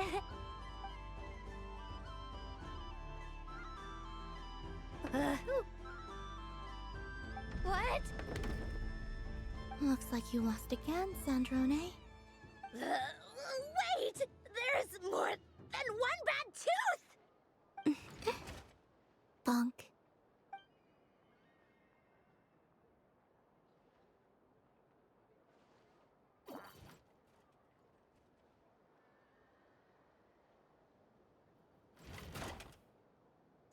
Stupid game! What idiot came up with this?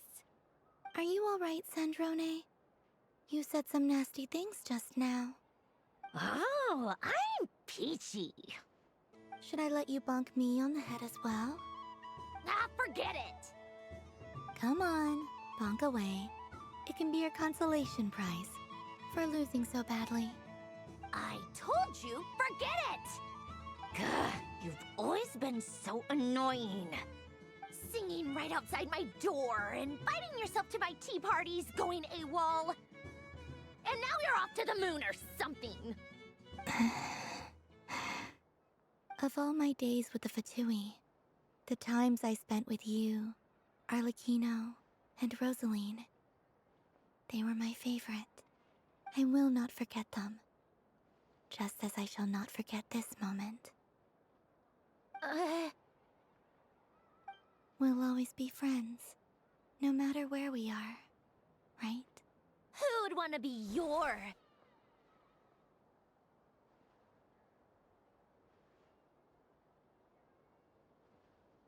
I'll miss you, Sandrone.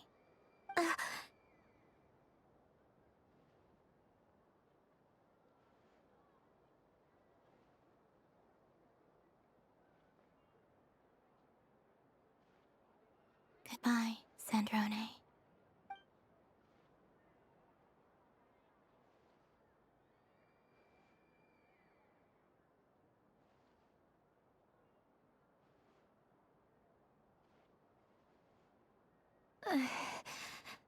I'll miss you too, Columbina. Sorry, what was that? Ah! Yeesh! No need to freak out. What's wrong? We've been looking everywhere for you. What do you want? Oh, nice ears. What do you want? This. Huh? It's your turn to draw something. You're one of her friends too, aren't you?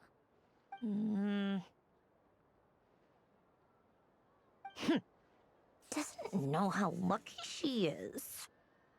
Sorry? Nothing. I'm done. Take it. Oh, that was fast. Oh, and one more thing.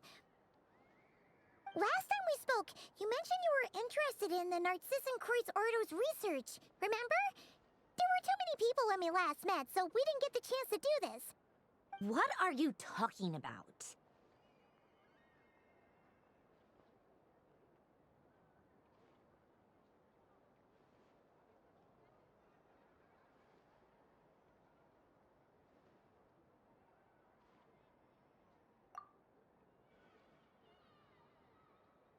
This is... Oh. Alan, Renee, and Marianne. Huh. The holy blade, a savior's plaything. It's not about whether I approve or not. These people, they would sacrifice themselves for the sake of the world, especially Alain Guillotin and Renee. That is something I would never choose to do. Still, I didn't know they had any pictures left from that time. If I'd have thought to bring a camera, I'd have...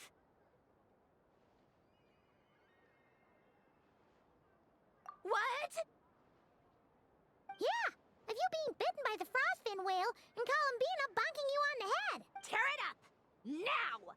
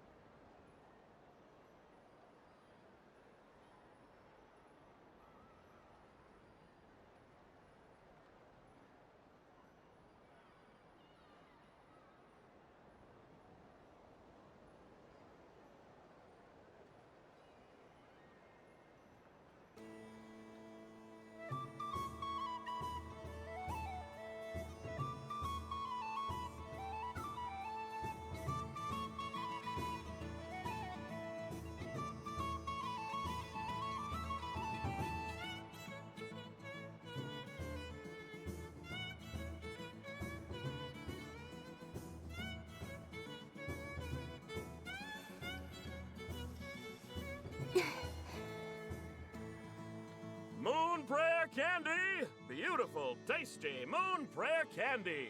Buy a whole box, share it with your friends and family! Candy? To share? I wonder what flavors everyone would like. Welcome home, Moon Goddess. Fancy a box of Moon Prayer Candy? Sure. I knew you would. Now, what flavor would you like? I'm not sure. What flavors do you have? Is this for yourself or as a gift? A gift for my friends. Ah, I see. In that case, I'd recommend apple, lockaberry, or midsummerberry. Those are the most popular. Do you have nocturnal blossom flavor? Huh. I've seen couples give those as gifts before, but I did not know they were edible. No?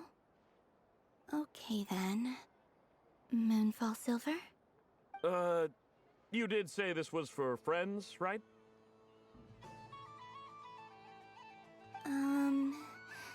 Maybe Smetana then. Hey, now that's a creative idea!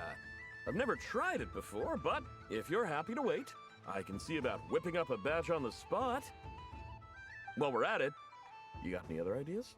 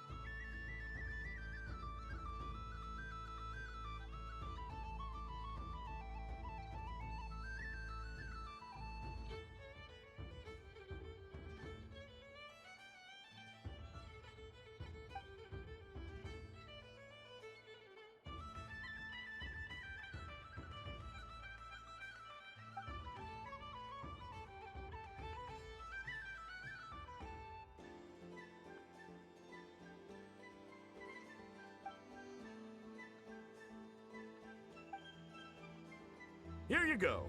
Every flavor you asked for is in there.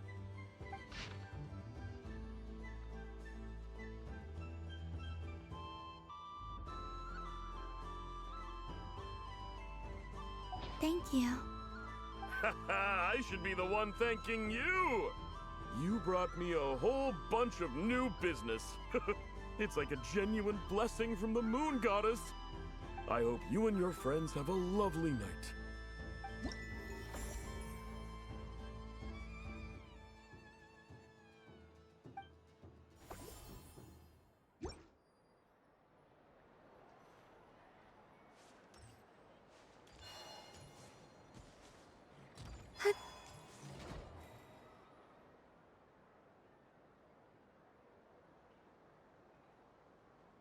This doesn't make any sense. How am I losing every single time?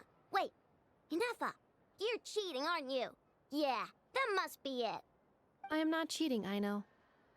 Uh-oh, sounds like Inefa's turning into a big baloney bot. I think it's time for some serious maintenance. Moon Goddess, help me.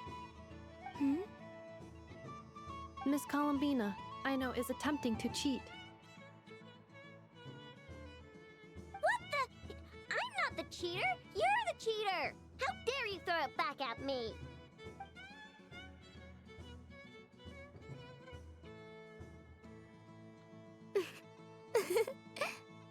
All right, fine. Let's all laugh at Aino. Just you wait till I get home, because I'm gonna make a game bot that can win 100% of the time. Let's see you laugh when I come back and beat your butts. You'll all have your heads covered in stickers when I'm through with you. We came to check everything was okay after all that yelling, but,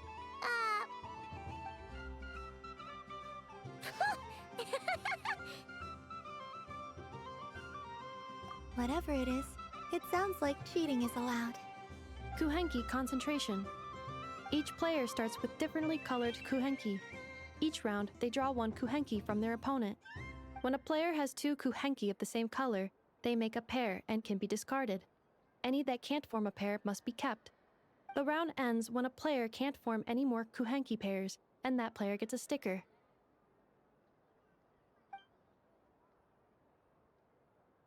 ooh, can 4 people play as well? That is fine, so long as the turn order is fixed beforehand. Alrighty then. In that case, the 2 of us will join as one team. Okay, but if you lose, you're both getting stickered. I don't want to hear any excuses. Sure. And if we win? If you win, only one of you gets to sticker someone else. I have taken to calling this. I know logic. Hey, lay off me, all right?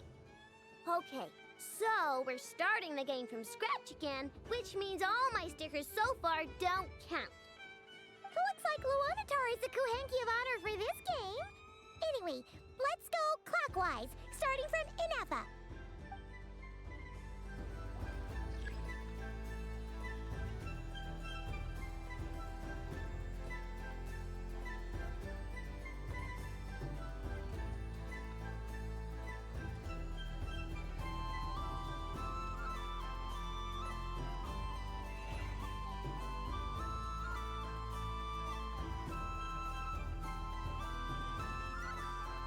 Nice! That's a pair!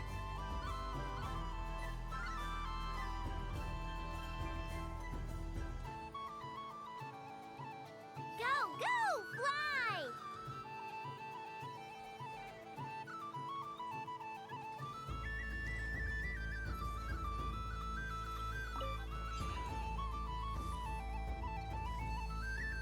Go on.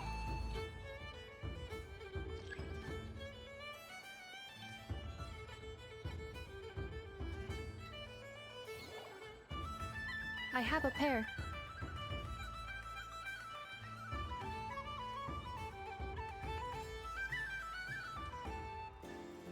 Uh-oh! We gotta pick up the pace!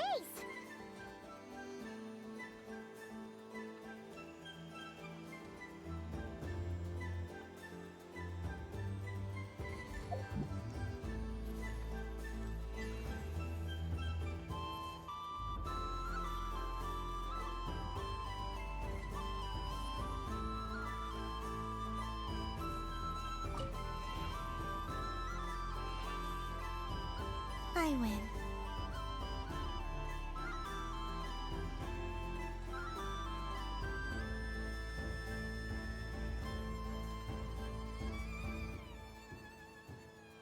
Phew, that was too close. I thought I was gonna lose. Good luck, everyone. Ah, we're out!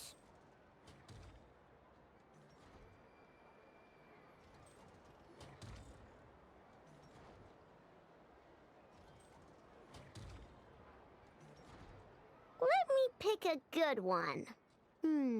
What's it gonna be?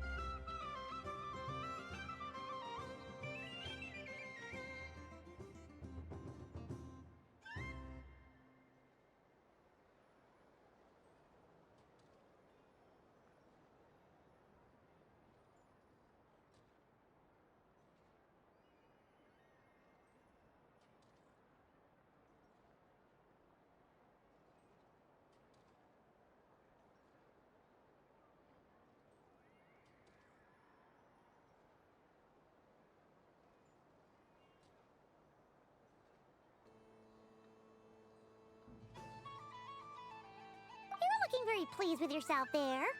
What happened to being a huge Grumposaurus? I won. Duh.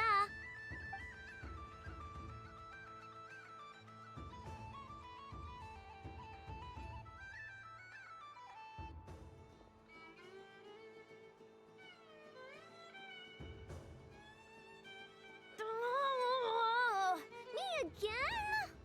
Don't fidget too much, Ino, or the sticker's going to fall off. I don't care. If it falls off, it falls off. If a pair of Kuhenki get discarded, why not a pair of stickers? Huh? Huh?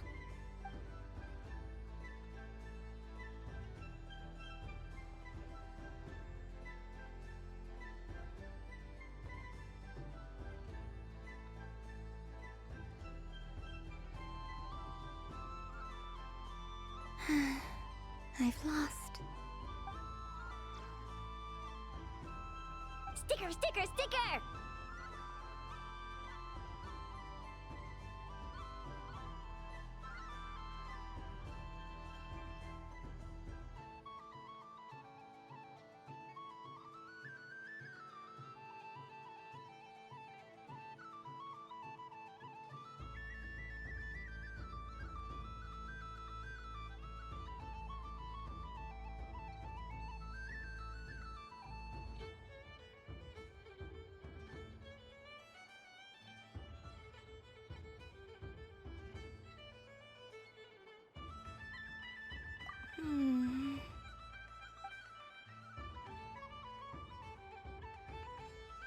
Cute! You think so?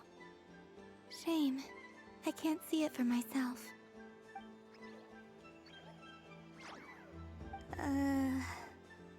What did Luanatar say?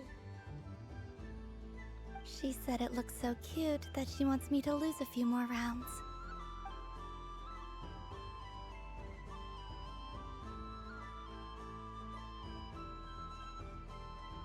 Who put these stickers on Paima's eyebrows? Ugh, she can barely see! Alright, now, I think we got enough evidence to prove that there's a serious problem here.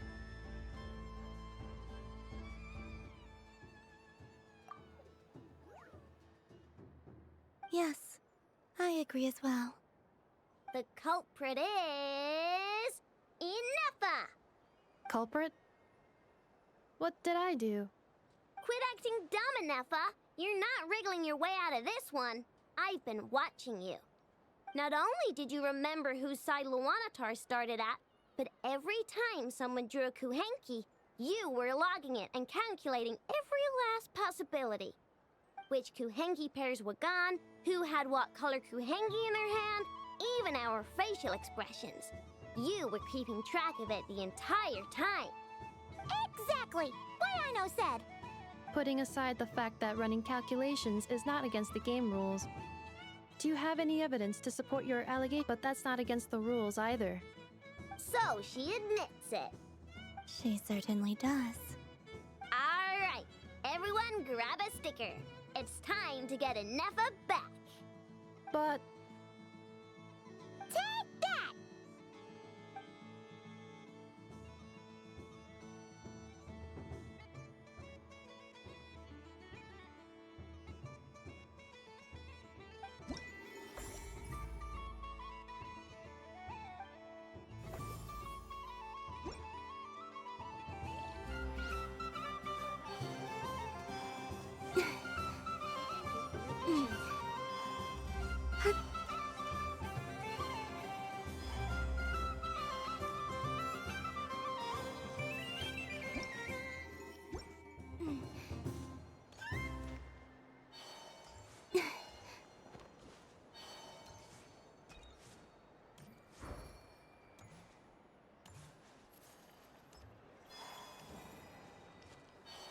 What's this?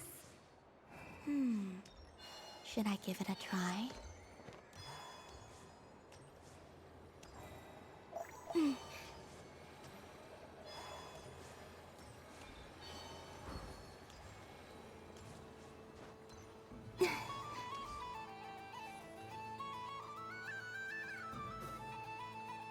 I wish for a never-ending supply of Laka berries. But a humble wish. Probably written by a child. Hmm? Is that Lauma the Moon Chanter?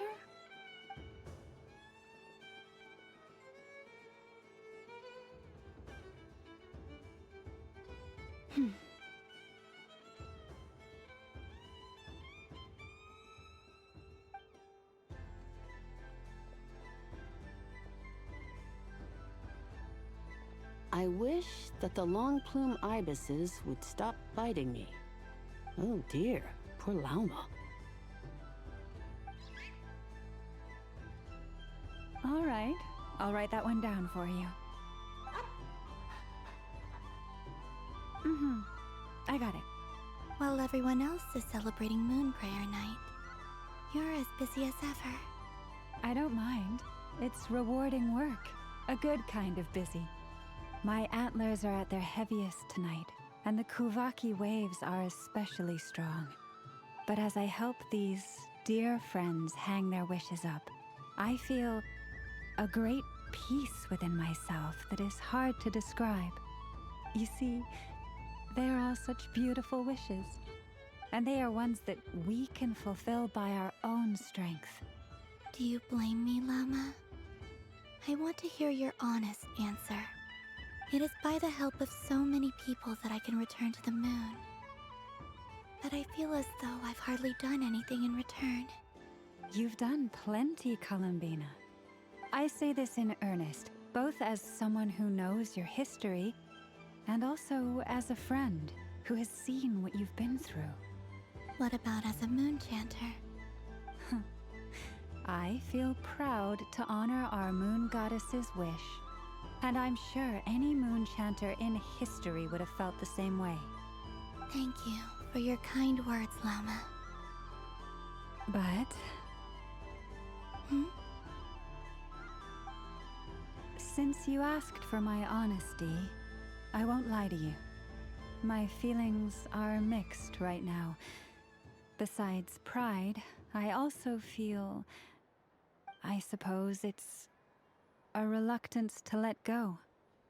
Once you return to the moon, we will be far apart and separated by a false sky. I'm sure those of us left behind will gaze up at that sky, yearning for the moon once in a while, just as you used to do. I will miss you, Llama. I will miss you all. I hope to stay in touch. I will try and find some way to send messages down from the moon. Perhaps you could use Kuvaki. I've heard Yehoda say that signals can be sent using long and short waves, or strong and weak lights. That sounds a little complicated. What if we forget what the signals mean? We could prepare a codebook beforehand, but... You're right. It wouldn't really suit you. Still, whatever happens, I believe that you will find your own unique way of communicating with us. And now that I think about that, my heart feels lighter. Because you trust in me? Yes. I have faith in you, and in the power of truth. In my experience, the truth tends to be difficult. But that's what makes it stand out from what is false. So I'm confident that your thoughts and your love will shine through the curtain of lies. We will know it when we see it. Thank you. Now, could you help me hang up my wish? Is this? I wish that all who dwell in this moonlit world can find a place to belong. And I wish that I shall one day see my friends again. It's 2 wishes. I hope that's not too greedy of me. Not at all. And I think you speak for us all with the second one.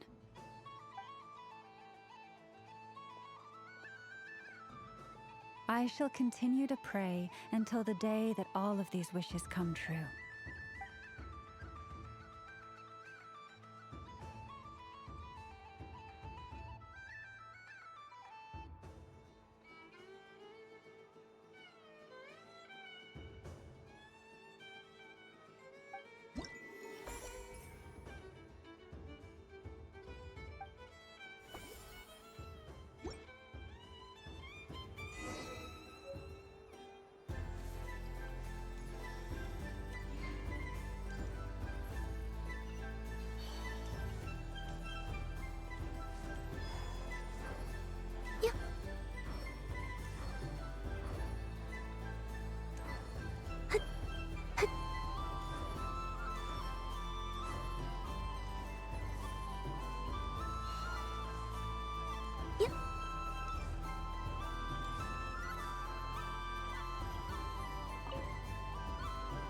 Traveler. Hey there, Columbina!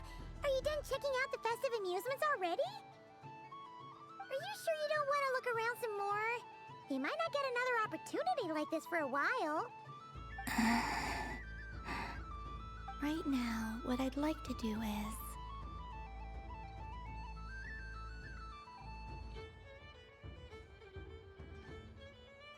Thank you. But I think I've had enough fun for one night. I've made plenty of precious memories. Really? You sure you don't want to have a little more fun out there? Final answer!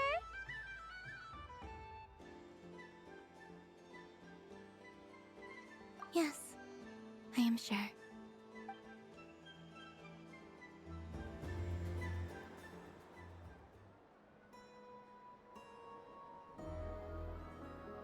This was the most fun I've ever had on a moon prayer night. Everywhere I went, people were saying, "Welcome home," and there were friends at every turn. I only wish it could last longer than one night. Oh.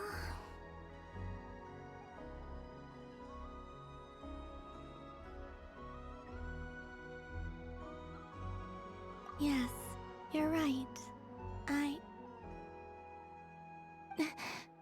The moon prayer blossoms. Ooh, look! Look! Moon prayer night has come.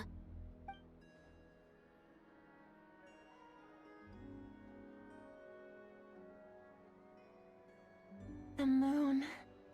It's so beautiful. Happy Moon Prayer Night, dear. Happy Moon Prayer Night!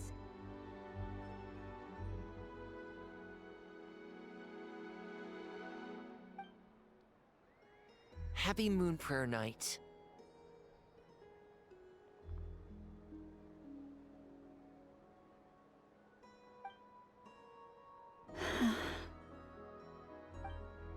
Aww. Huh.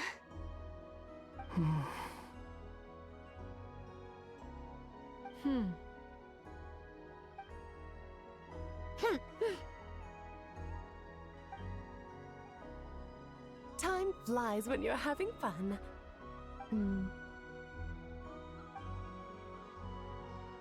Oh. Looks like the time has come. Columbina. You're heading off, then? Yes, to the ruins you mentioned. And from there, back home to the moon. Wait! I know? At least... Take one of our craft shop's crumb cookies up to the moon with you. You know, for a snack. Sure, why not? The Curatorium of Secrets believes in proper farewells. No story should be left without a satisfactory endnote. Never. Farewells are an important affair for the Ratniki, too. We never know when we might meet again. Haha! And here I thought grand farewells wouldn't suit tonight's mood. But I suppose friendly passion is not to be stopped, eh? We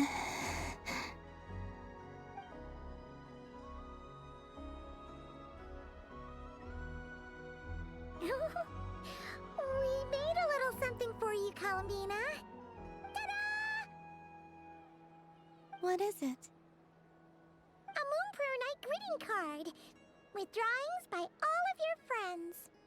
You did mention that you'd like a portrait done, so I took the liberty of creating one for you. I, meanwhile, did the portrait of Mr. Albedo, and Mr. Varka did the same for me.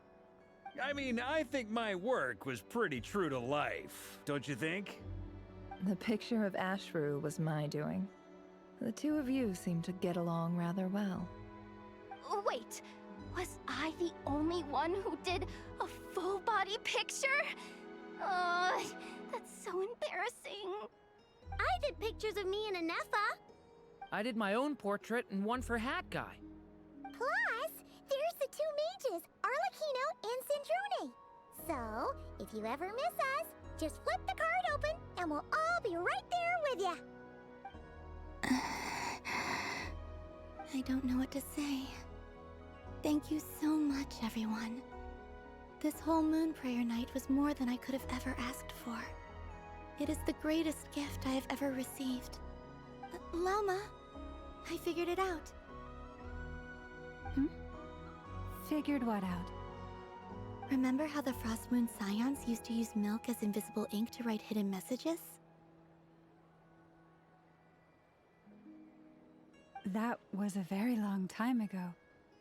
Oh, are you saying? Yes. When I miss you all, I shall use moonlight in the same way, to write words that only you can see upon the moon itself. Wow, that sounds lovely. Quite. But how will we see them? Simply open your windows on nights when the moon shines bright, and the moonlight will naturally flow towards the words I have written. That sounds most fitting indeed. Very true to form. I'll try to write them in places that won't disturb your sleep. I, for one, would sleep all the better for having read one of your messages before settling down for the night. Exactly! So don't worry about disturbing anyone's sleep. Just promise you'll write to let us know you're okay, alright? Alright. I promise.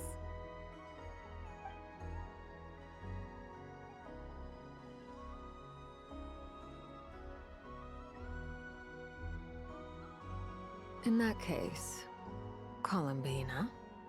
I'm ready.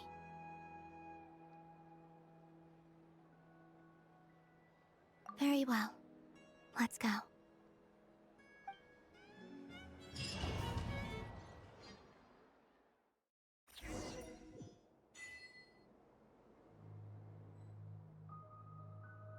In just a few moments, I will be gone.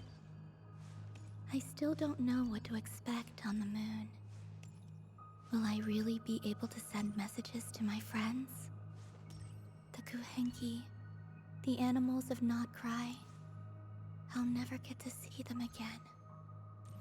I wonder where I'll be when the next Moon Prayer night comes.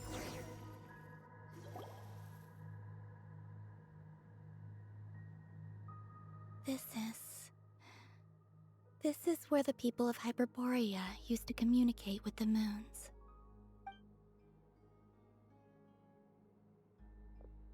Eternal moon, frost moon, iridescent moon. When the power of all three converge, the gate to the moons shall open. Moon marrow preparations are complete. Only the final step remains. I'm sure Nasha Town is livelier than ever at this moment. Yeah, it's a shame you couldn't be there for it, but it's now or never, right? It's fine. I'm more than happy with this. My last piece of luggage. My only piece of luggage.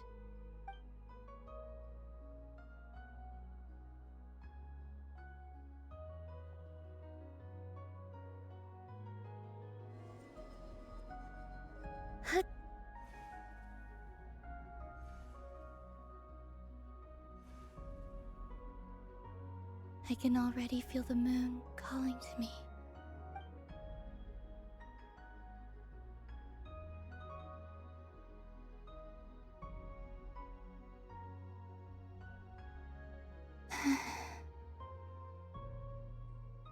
Your home lies on the far side of this light, Columbina. From now on, we will at last have a reason to pray to the true moon. Columbina. Yes? I'm listening. Be sure to come back and see us when you get the chance.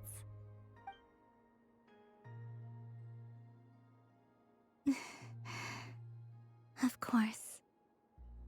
But if that chance doesn't come, then remember that you have friends on this planet.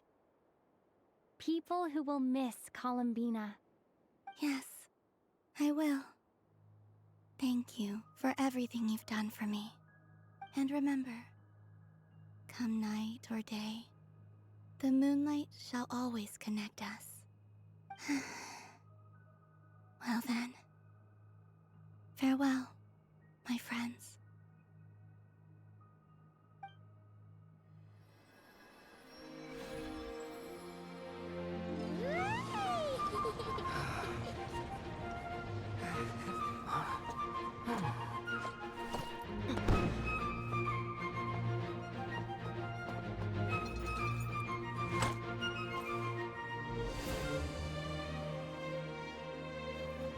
Thank you. This was my happiest night in Tevat. Farewell, Columbina.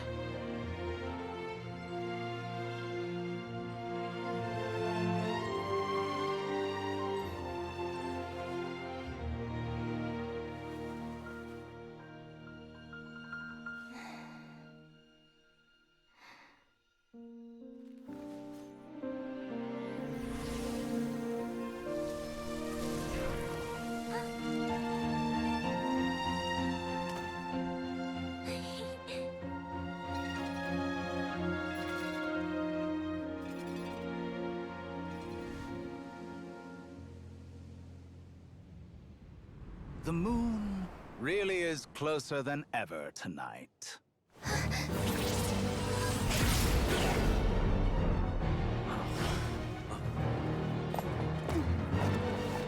Columbina. All 3 moons in one place. Time for one final experiment. Reason, life, death, time, and space. They all believed I would fail.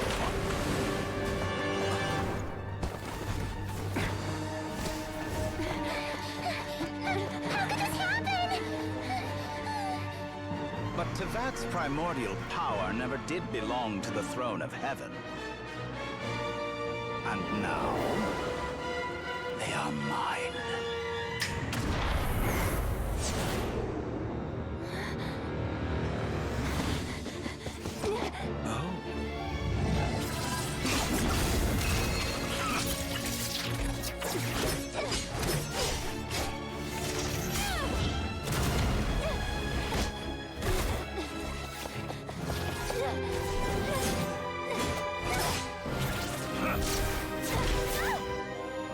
No, as long as I'm here.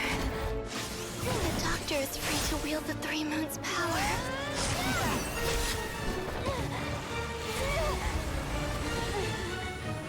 It's the only way.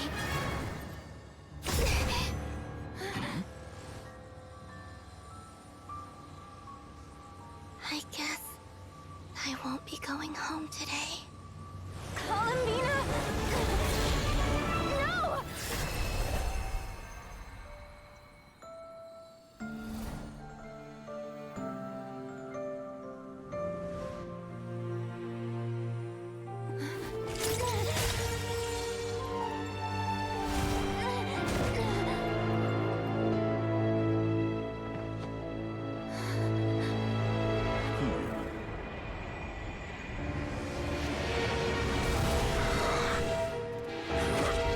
Stubborn world, do not try to control me.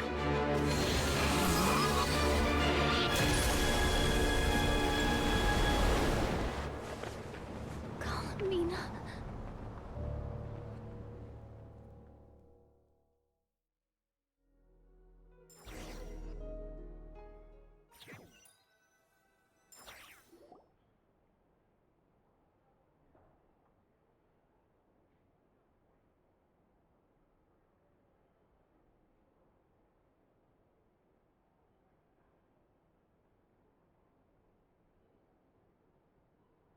Are you all right? Do your wounds still hurt? I had someone prepare a little medicine that could prove effective. Take it if you need to. In that case, let me relate the contents of the call we made to Alice after the incident occurred. That Dottore is a crafty one. he distracted the Hexen Circle by creating a huge fuss at Tevat's borders. I'd assumed that the cause was an abyssal intrusion from the outside world, which in fairness is a rather common occurrence. But after learning that you managed to influence the phantoms in Nodcry, I realized that perhaps this interference could have come from within Tevat instead. But we weren't able to change their fates. True, you couldn't change how their stories ended, but you did build some variables around yourself. Variables? Yes, things you heard that you could not otherwise have learned, ideas that would otherwise have never crossed your mind. All these things are variables. Of course, most variables usually pale into insignificance with the myriad of possibilities floating around. But the moment you start treating them as building blocks and intentionally stacking them, that changes things. That's what Dottore did, and it's how he created the necessary conditions so that when you activated the portal tonight, it played right into his plan. However, we have no way of knowing exactly what he did. Yeah, we also need to ascertain Columbina's status. And that about sums it up. As I suspected, Dottore has disappeared completely. If it's any consolation, he wasn't able to control Columbina as he might have wished to. Oh no! What? She did what?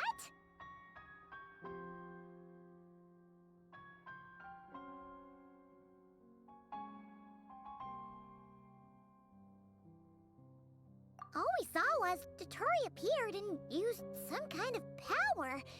The next thing we knew, he and Columbina were gone and you were falling into the sea.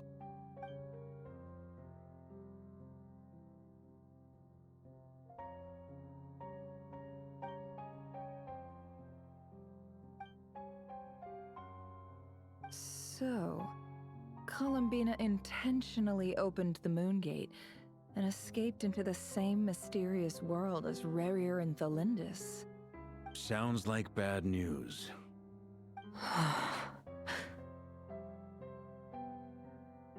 Seen in that way, the Trilunar Syzygy and Rarier's emergence, Dottore might have been pulling the strings in both cases. According to Miss Alice, he is attempting to transcend his destiny and finish an experiment that only a god might complete. An utter lunatic. Wait a sec, where's Hat Guy? Seems like he'd want to be here for this. He took off with the Dodo communication device after we spoke to Alice. He said he had a hunch that he wanted to investigate by himself. The look on his face was terrifying. I've never seen him like that before.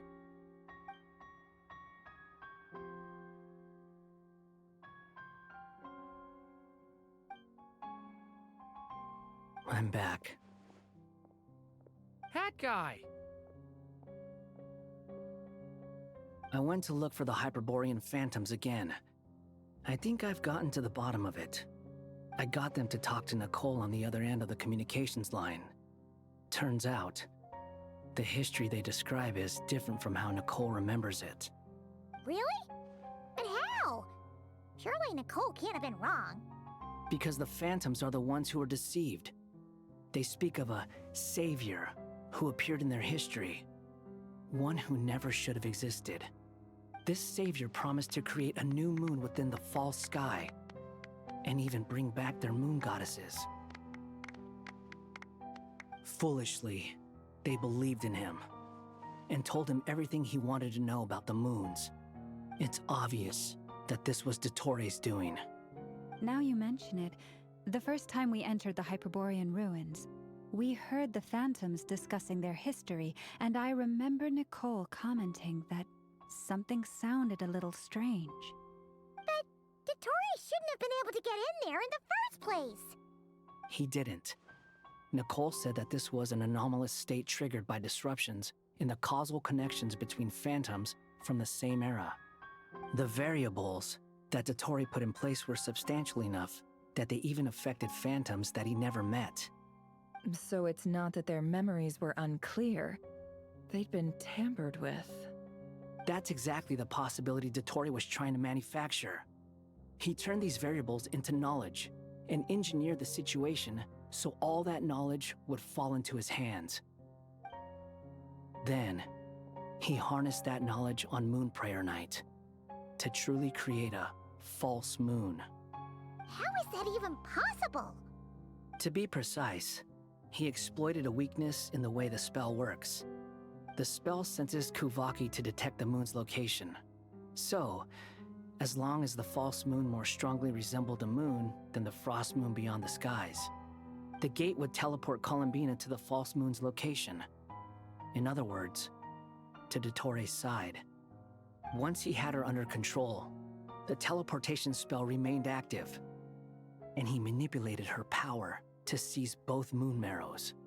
At that moment, the moon marrows disappeared right before our eyes. It was already too late, even as we were leaving the ruins.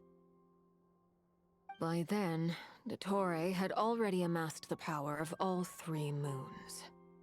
So, where does that leave us? What do we do now? I'd certainly like to know what Her Majesty thinks, now that the concerns I expressed to her have come to pass. But we cannot simply sit and wait for her to decide the matter. And in any case, it is not the Fatui Harbinger Damselette who sees us as her friends, but rather Columbina Hyposelenia.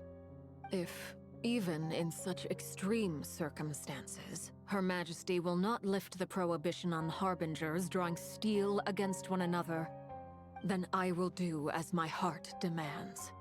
I will fight as Peruware instead. Oh, Arlecchino! Time is short, so I'll make the first move.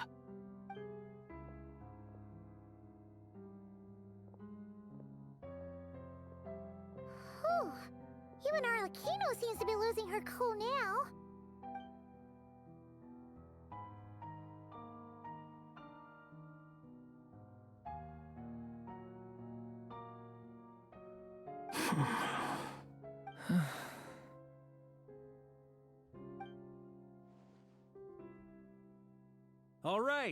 All right.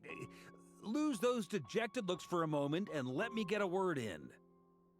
It looks bad, I won't lie. Very bad, in fact. So Dottore's pulled some real dirty tricks to gain the upper hand. For now. And yeah, it's to the point where even the mages say that his variables have affected destiny. I'm not so sure, though. Many have told me that Tevat's destiny is fixed, and that does appear to be the case. Well, what makes Dottore so sure he'll be the exception?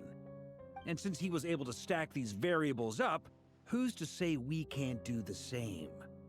You of all people should not be discouraged, traveler from afar. This isn't over yet. And you're not alone in that. Everyone here does, whether they've spoken thus far or not. But none of us are the type to sit back and wait for the sun to shine again. That's exactly how a knight should roll. If they knock you down, you get back up and get back in it. Don't forget, Honorary Knight, you're a legitimate member of Mondstadt too.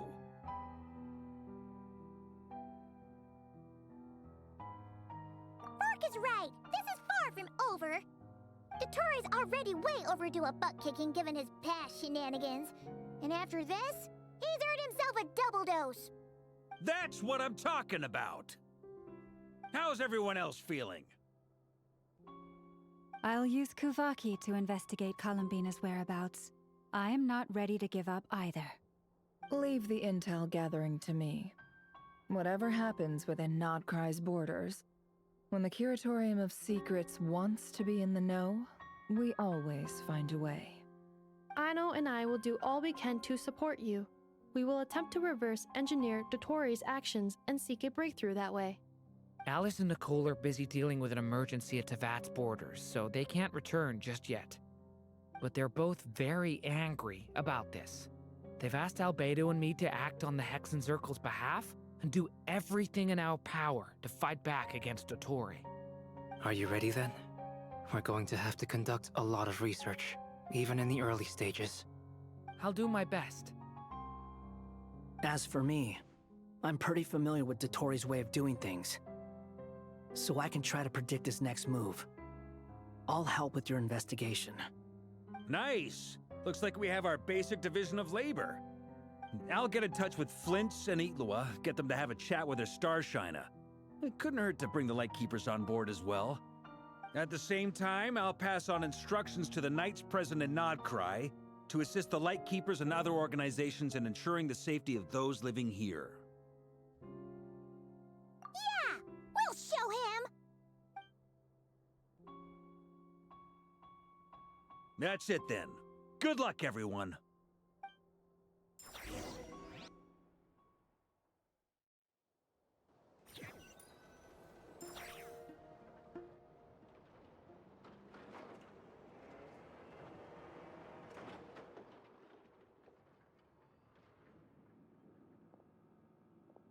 I never thought that Columbina would become my real name. It went from being a Fatui code name to something my friends call me. And remember, come night or day, the moonlight shall always connect us.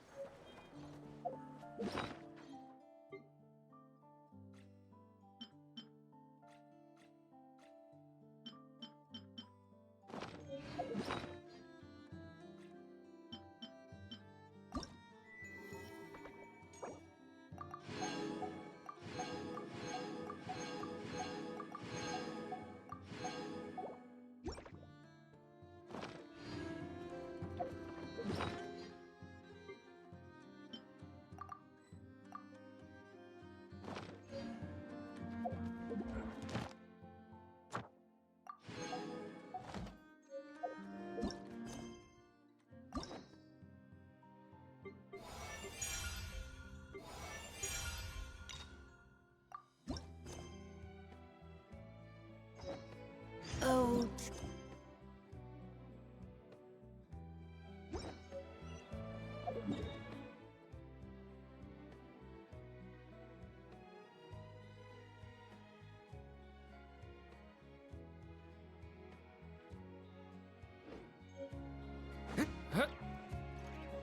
Alice?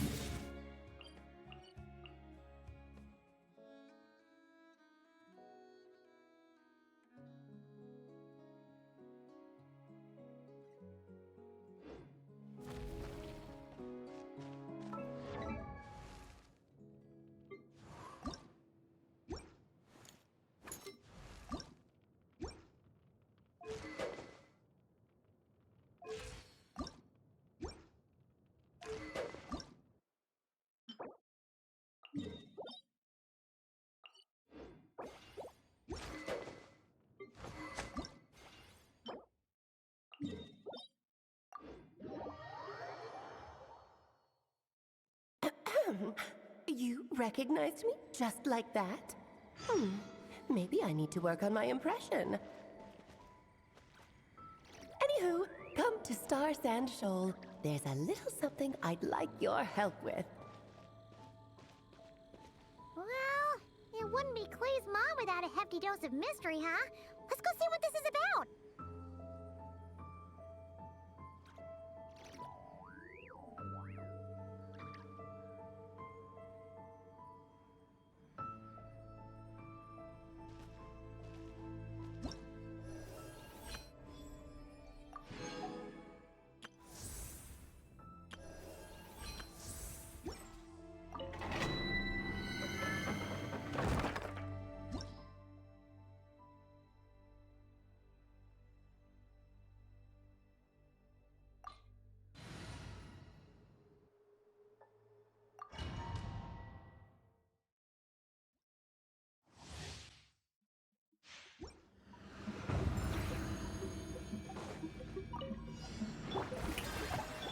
cleanup sequence in... Watch out! You're my target! Hand it over! A turning point in fate! Yeah. Preparing for dust up. Insulation.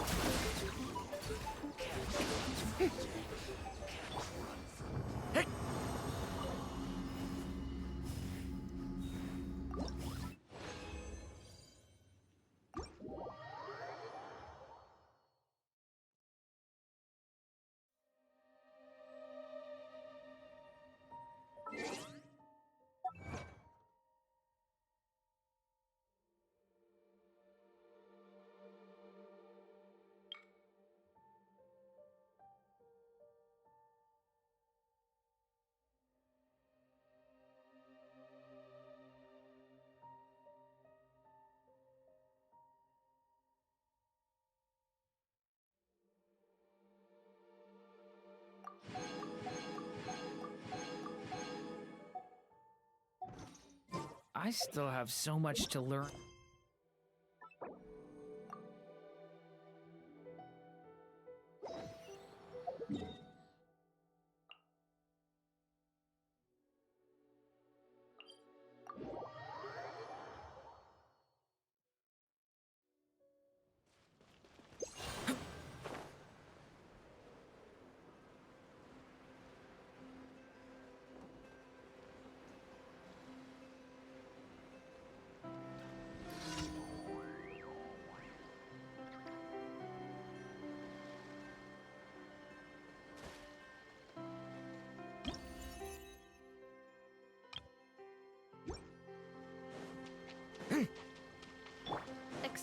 Use the force up. Strike a pop! Smash and grab!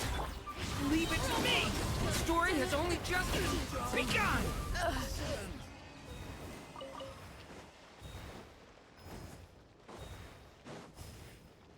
Hey!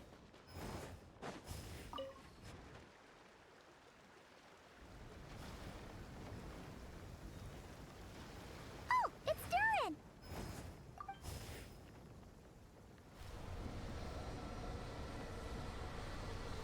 Hmm? Traveler in Paimon? Ah, I'm sorry. I hope I didn't scare you. Oh, no, you didn't scare us. Just gave us a little surprise. Looks like you've gotten even more powerful now. I don't know. It just feels like it's gotten harder to control. I didn't mean to strike so hard. I'm so relieved you didn't get hurt. It's all good. We've had worse. Ah, no, don't worry about that. It's been very stable ever since I got this body. Albedo made sure of that. What you saw just now is something that only started happening recently. Maybe I'm still acclimating or something. I'm sure it'll clear up over time. Anyway, what brings you here? Did you need something? Well... The day that the writer and the watcher crossed paths was the day that the magic known as storytelling was born. So, she asked us to come.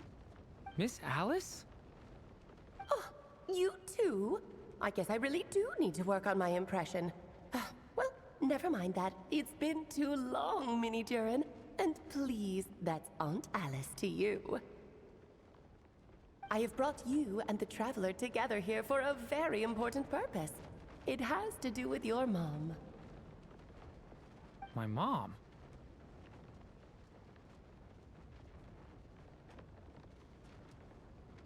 Indeed, fairy tale author extraordinaire, Anya Marie Andersdottir. See, I knew this would be right up your alley. Now then, if you'll open the book, I will begin narrating.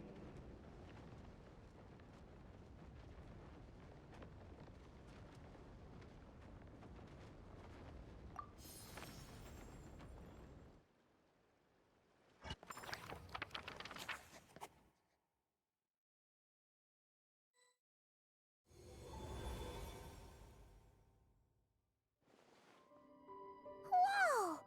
What is this place? The two are indeed similar. Both worlds were built using the same magic, after all.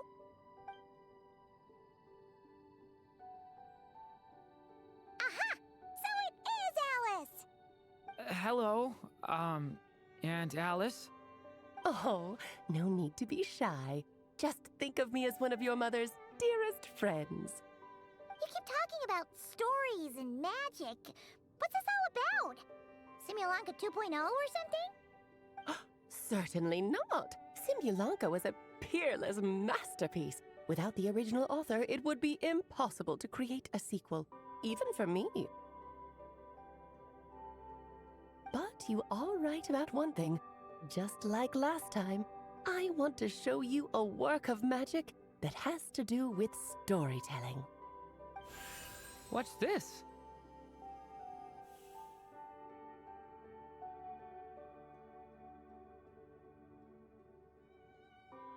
This is your mother's dying wish.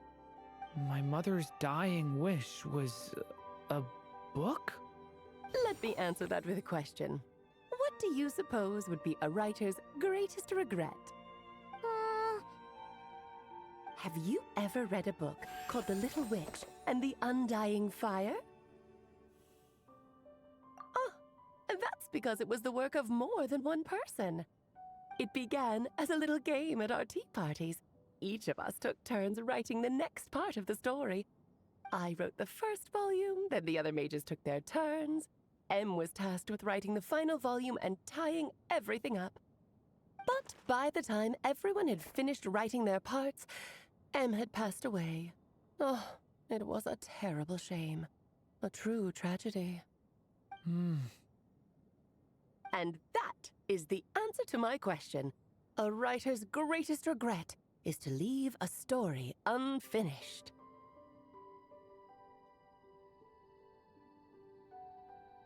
But all is not lost.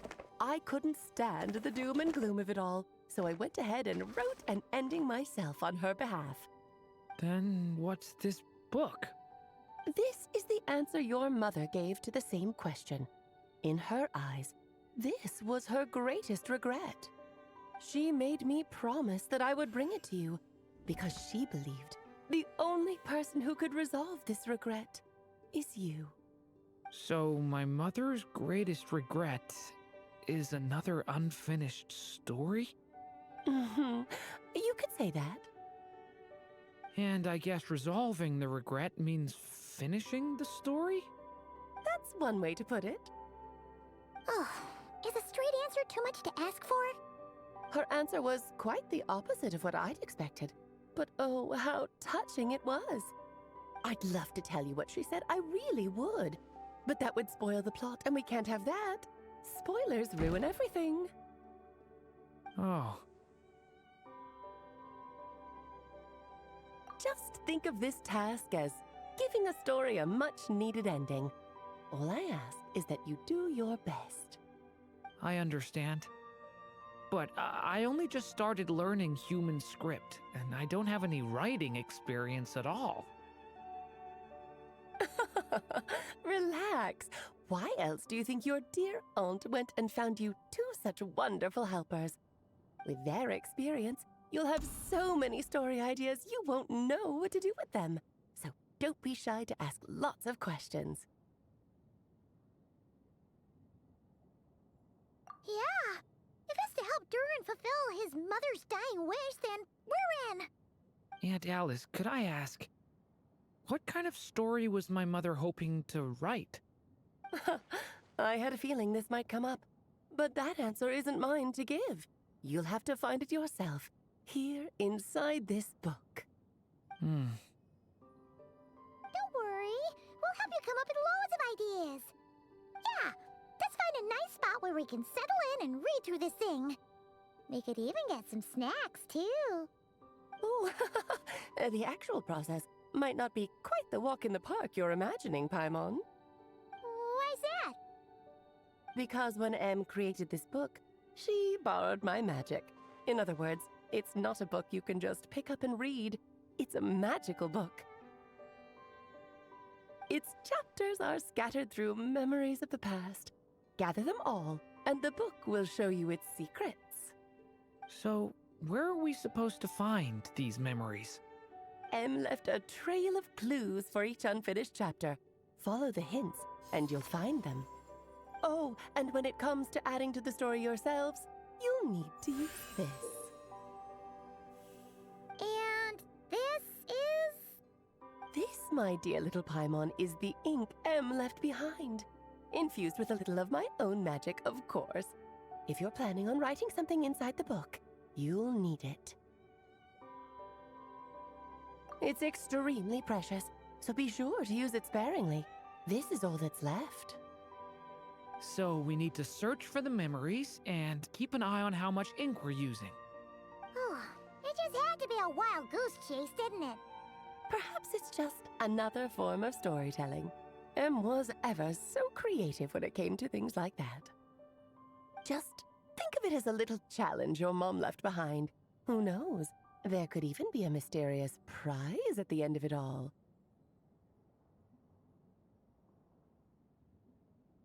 I don't care about that. This was my mother's dying wish. Whatever it takes, I'll find a way.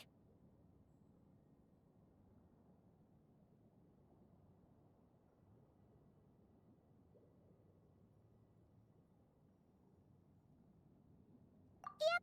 With the two of us by your side, you'll be just fine. Okie dokie. That should be pretty much all you need to know. Ah, and once the story's complete, do let me have a little look-see, okay? I've read everything she ever wrote, so naturally, I can't miss this one. Yeah! Most of the time, you're pretty hard to pin down. Don't worry, I'll know when you're finished. Just wait for me to reach out. All right, off you go. I can't wait to hear how the story ends.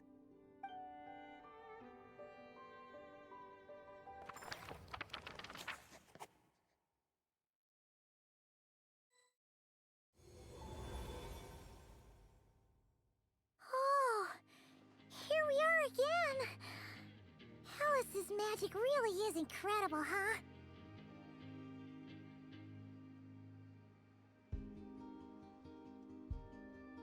Right.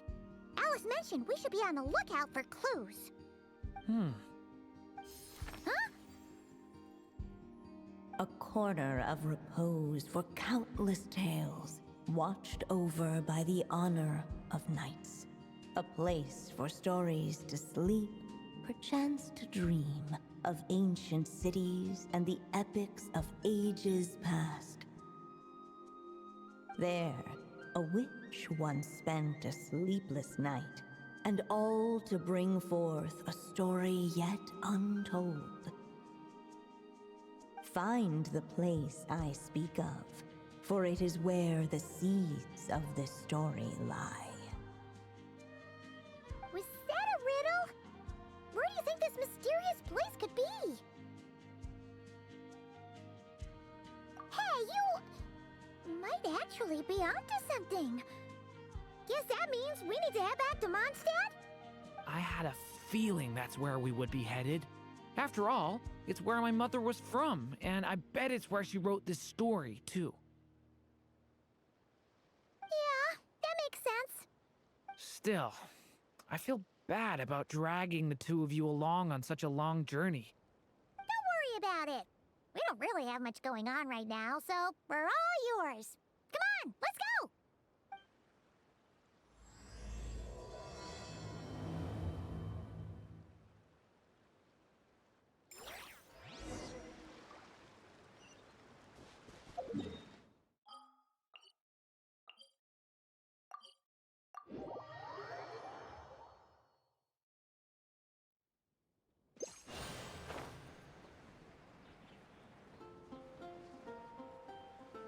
Heck.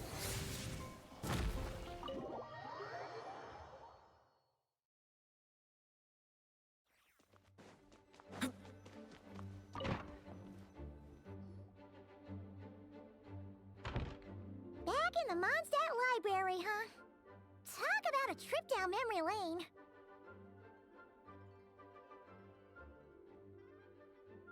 So, we're supposed to find the seeds of the story. right? What do you think that means? Well, we're in a library, so it's gotta be books, right? But seriously, there's so many here. How are we supposed to know which ones we need? Making a racket in a library? You should know better than that. Lisa! Oh, sorry about that. Now, who do we have here? Ah, my golden-haired cutie. And my little horn cutie, too. Sorry, Miss Lisa. I know you taught me to be quiet in the library, but Paimon was just trying to help. Please don't be too hard on her. Well, it has been far too long since we saw each other, so I suppose I can let it slide just this once. Back when he first arrived here, poor Jean wasn't sure what to do with him, so I stepped in to lend a hand.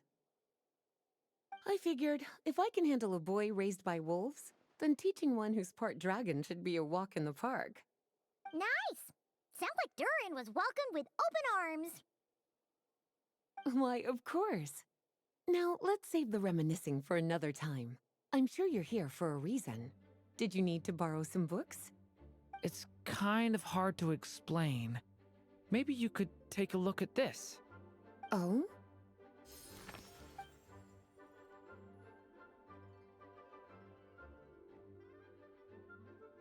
Ah, I see. These so-called seeds of the story must be the books that inspired its creation. That's just how it is with stories. They grow out of the tales that came before them.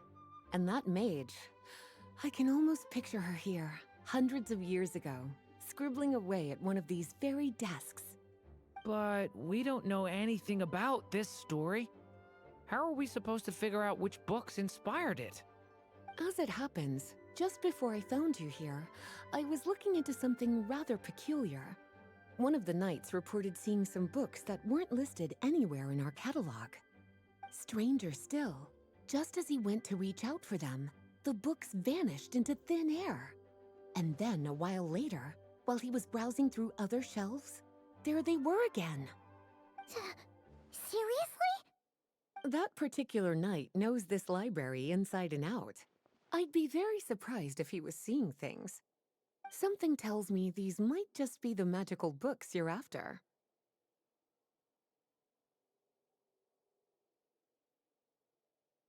According to the report, there are 3 of these books in total. I'll be relying on you to track them down, cuties.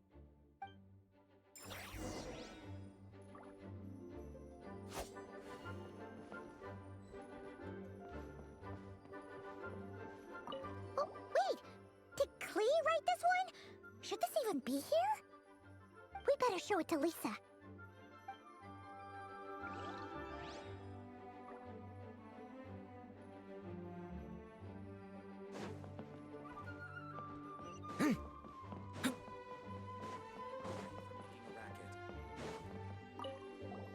An experiment log?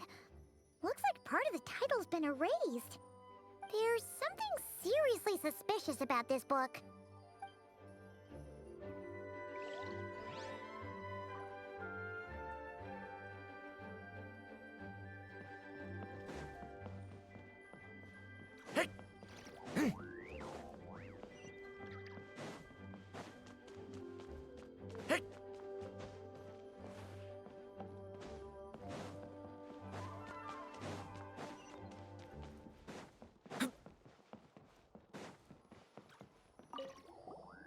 Second strongest spell in existence.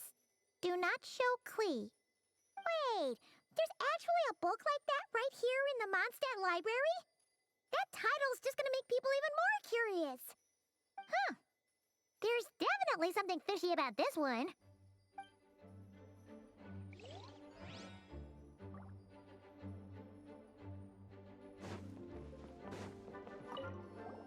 Kinda looks like a poetry collection.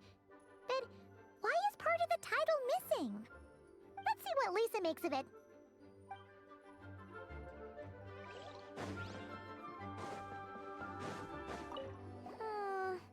Let's hang on to this one for now.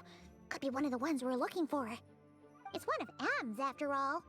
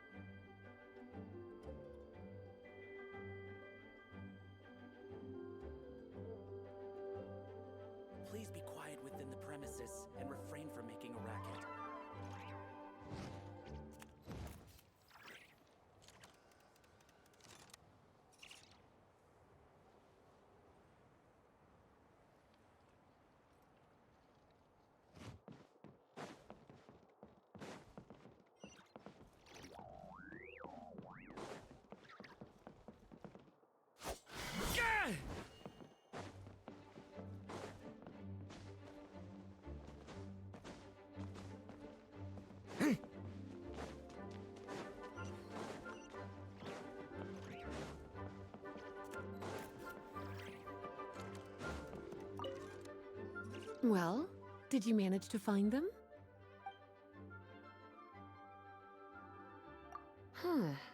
This book definitely doesn't belong here. Yeah, we can tell just from reading the title. Albedo was the one who brought it in. He suggested I place it on the restricted list and keep it sealed away. Why? He said it's full of forbidden alchemical formulas, some of which could even result in the creation of dangerous monsters. Apparently, the danger it posed was so great, he didn't even feel like it was safe to carry around or keep it in his workshop. Really? Definitely sounds like it shouldn't be here then. Still, if that maid read this book too, it must have been written a lot earlier than I'd imagined. Well, did you manage to find them?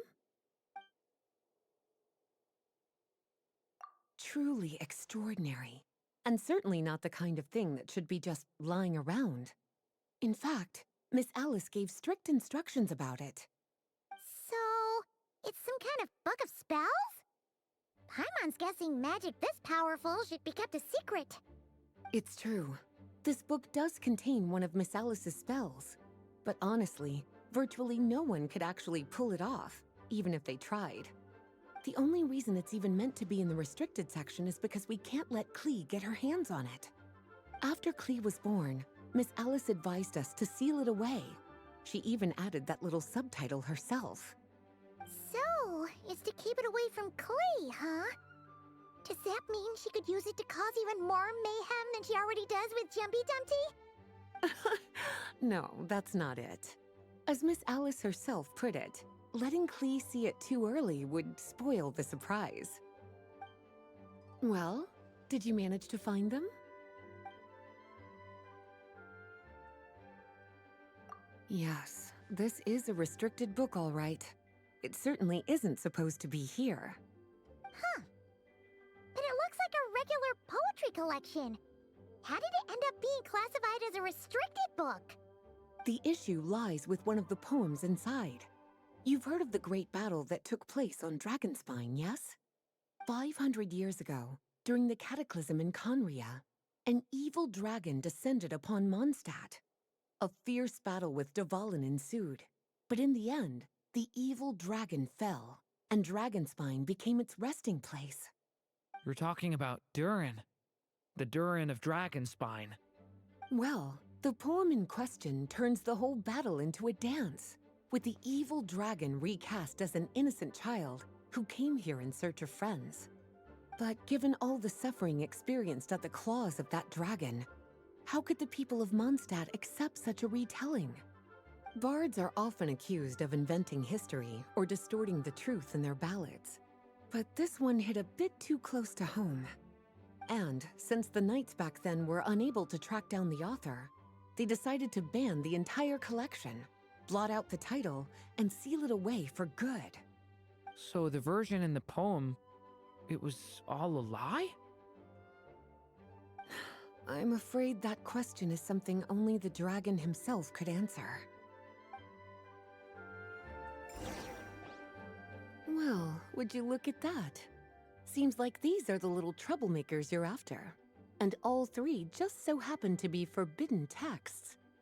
What kind of story requires reference material like that, I wonder? Forbidden texts? You know, the first time you mentioned that the library had a restricted section, Paimon thought you were just trying to scare us. Are you saying it actually exists? Not really something you should be poking your little nose into, is it, cutie? Sorry. Seeing as it was Miss Alice who asked you to look for these books, I won't question the matter. But they'll need to be sealed away again once you're done, so don't forget to return them. Don't worry, Miss Lisa. I won't forget. Well then, that's all from me. After all that hard work, I think I've earned myself a nice cup of tea.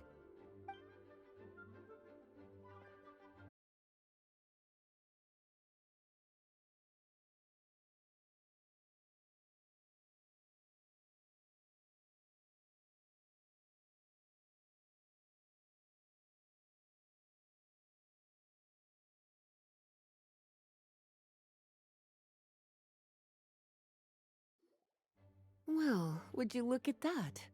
Seems like... Forbidden... Not really so... Seeing as it was... Don't worry. Well then. Alright, we've gathered all the reference books. What's next?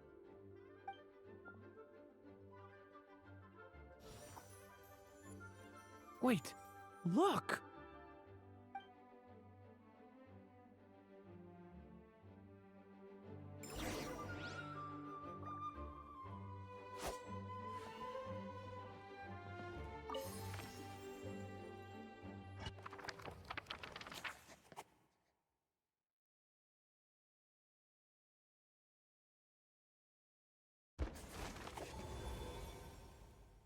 Long, long ago, an evil dragon descended upon the human world, bringing terrible calamity in its wake.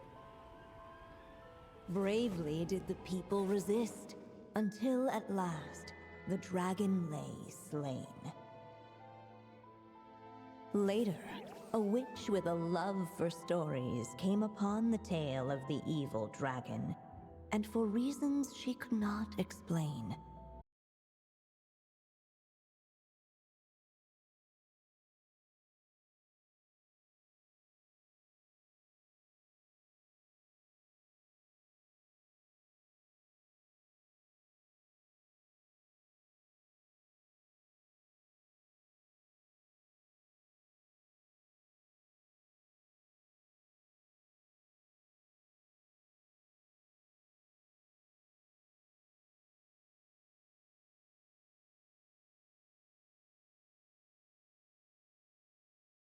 long in thought she lingered, wondering what kind of world her little dragon ought to behold upon waking.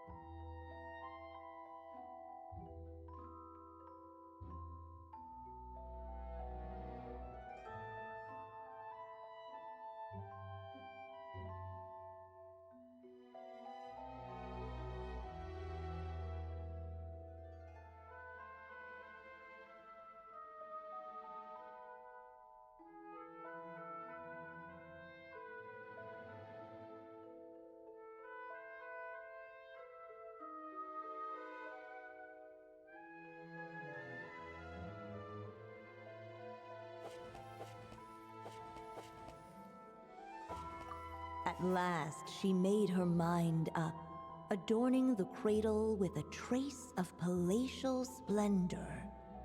Then, she quietly waited for the egg to hatch.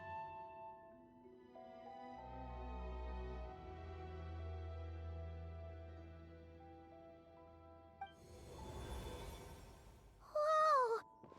We're actually inside the story!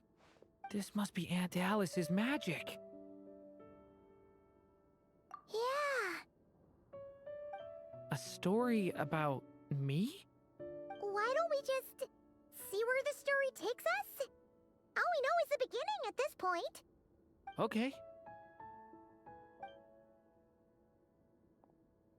And now a golden-haired traveler, a silvery sprite, and a dragon-born youth step onto the stage. What new chapter will their arrival bring? Whoa! That came out of nowhere! Was that the same voice we heard just now? Yeah. But why does it sound so familiar? I've missed this.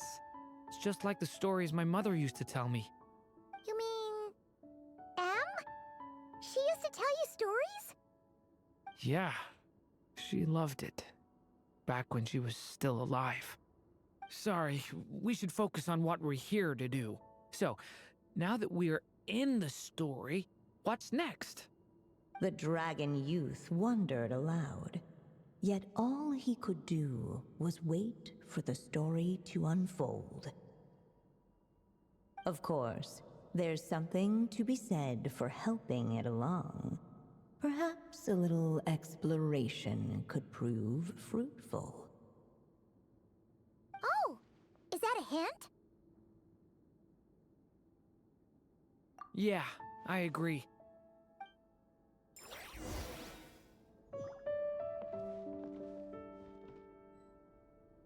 For a moment, the story crashers fell silent. Perhaps waiting around wasn't such a bad idea after all. Yet those who never stray beyond the main plot often miss the fun little details along the way.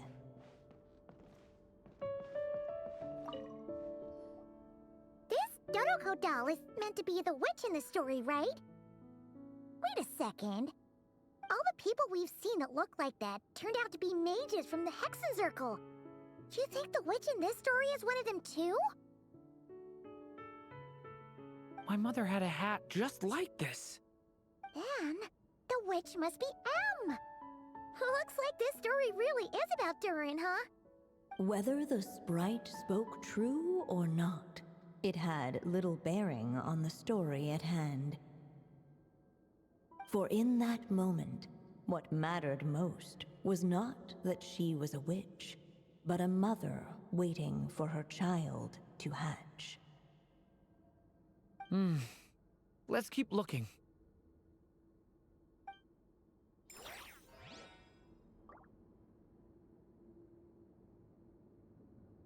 Hey! Look at all these books. Guessing the witch did a lot of reading while she was waiting for the egg to hatch. It just so happened a dragon egg wasn't the only thing she was incubating here. Where else might a story be born, if not among books? Oh!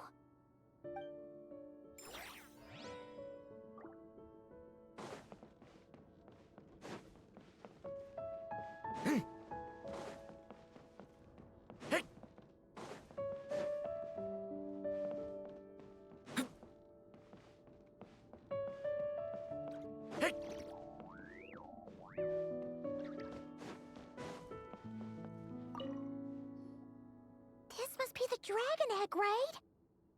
Looks like it's gonna hatch any moment now.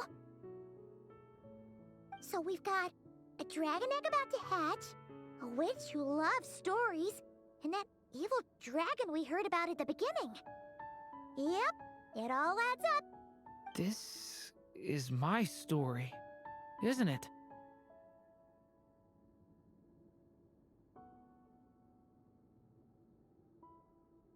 Okay, so how are we supposed to help the story along? It feels like all we can do right now is wait. Apparently, it hadn't dawned on the group to look for a way to help the egg hatch faster. Oh, right! We're at the point in the story where we're waiting for the baby dragon to hatch, so that has to happen before the story can continue.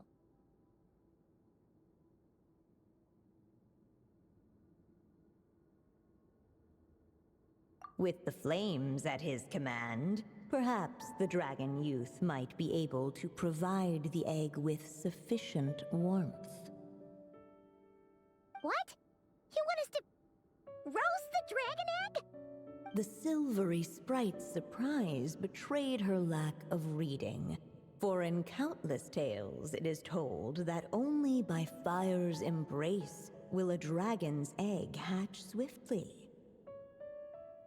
Huh, you kinda have a point there. Okay, I'll see what I can do.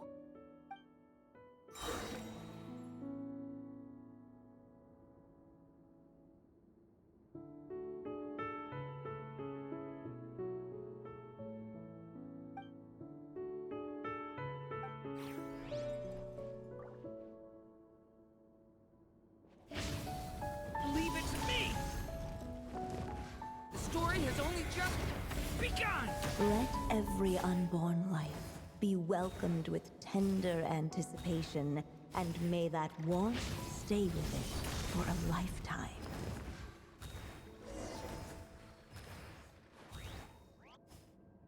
At last, under the witch's expectant gaze, the little dragon broke free from its shell. No living being has ever decided the moment of its birth. You were no exception, my child. I brought you into being because I willed it so, just like the witch who created that evil dragon. But I promise you this. Your birth was wanted. You are loved, and you will have a different fate than the dragon that came before you. You've never told me those things before, but for some reason, I always knew. Thank you for bringing me into this world.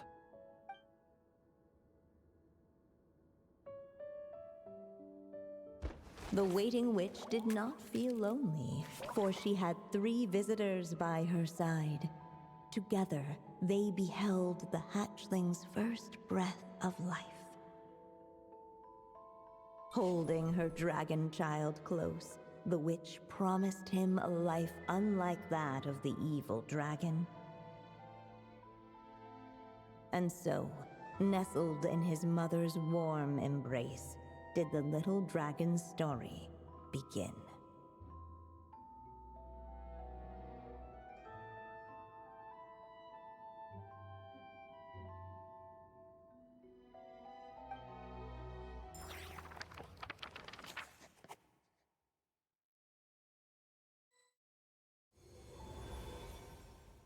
Wait, isn't this Mondstadt? Looks like we're back in the real world. Looks like there's more written on the page now and less ink left than before. So, does that mean we've completed this chapter?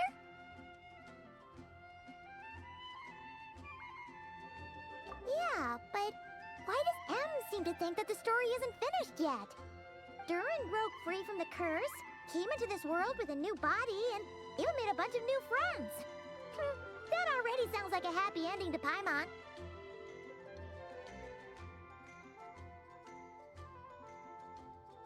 True. Everything's always so mysterious with these mages. Guess all we can do is wait for more clues. Huh.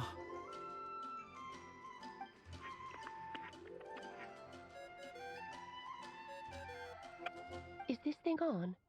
All right, that should do it. Hey! That's Alice's voice! Hello there, children. If you're hearing this, you've stumbled upon the little recording I left for you. I thought you could use a few hints about how the book works. By now, I'm guessing you've already begun to leave your mark on the story. You should know, however, that the book needs time to absorb the ink, so the next chapter's clues won't show up right away. Wait, so even magic ink needs time to dry? The good news is, you can return to any chapter you've already completed and continue to explore the mystical, magical storybook world you helped create. Have fun, dearies. Toodles! Aw, man! Paimon was so ready to knock this out in one go! Maybe it's for the best. Sooner or later, we'll end up being whisked off to another world again, and if that happens, who knows when we'll be able to come back. So it might be good to take a break while we can. A break.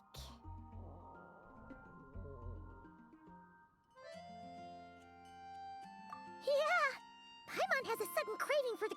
teacher's sticky honey roast. And we happen to be in Mondstadt, so... So let's meet up here later. I need to find Miss Lisa to return those books anyway.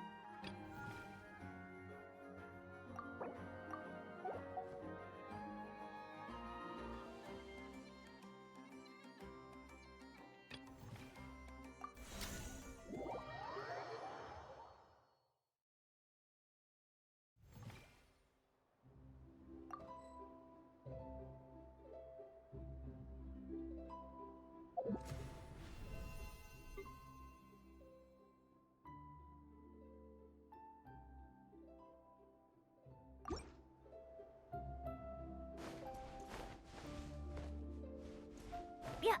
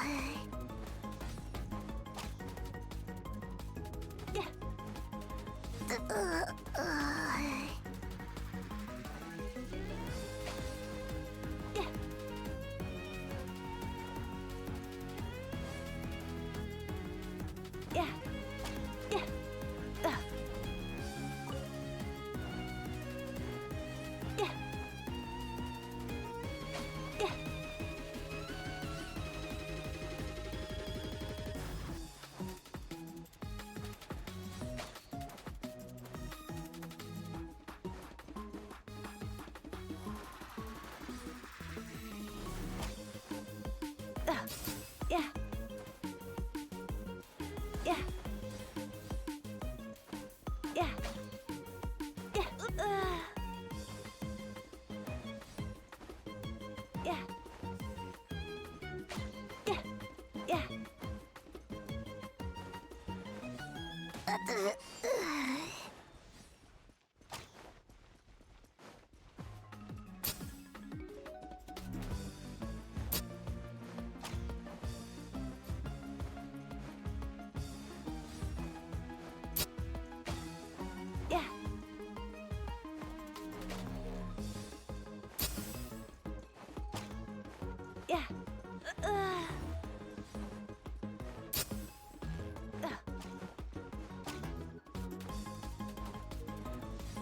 Yeah.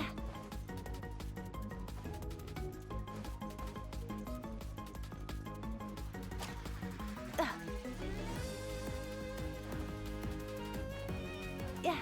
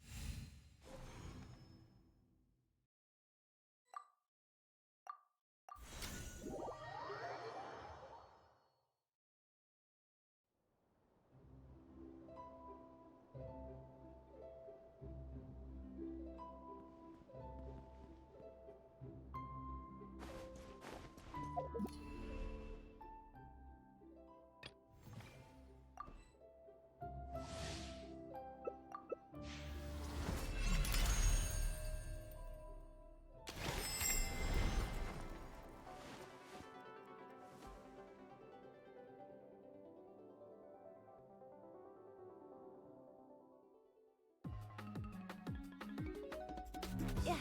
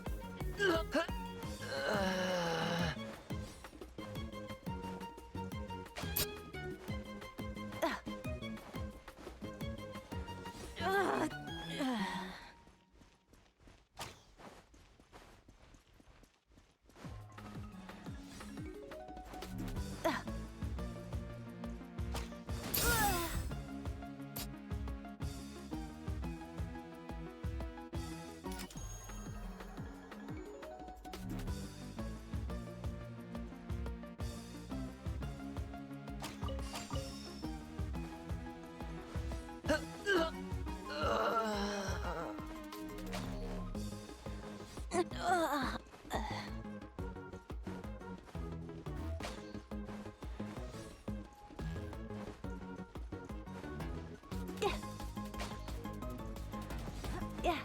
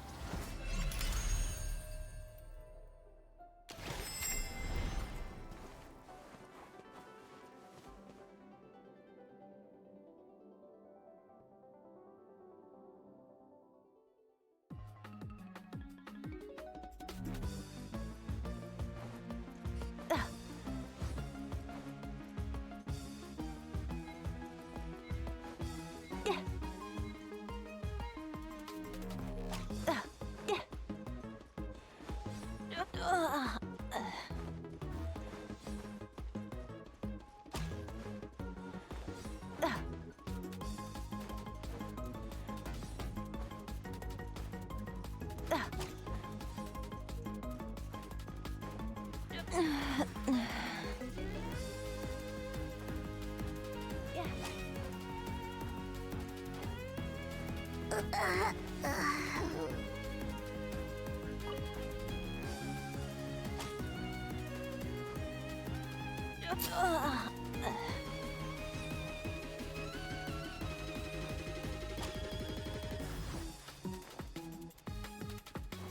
Yeah. Yeah.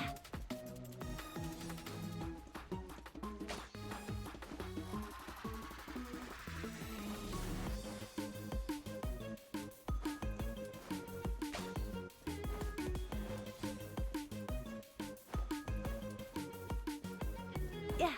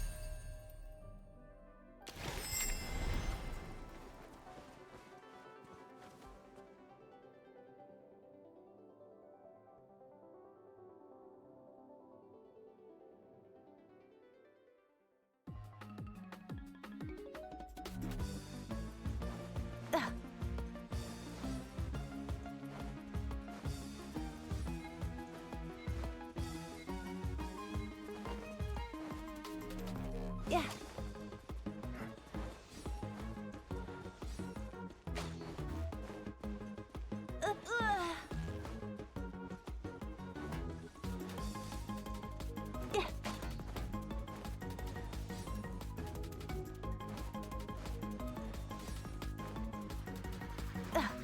Yeah. Yeah. Yeah.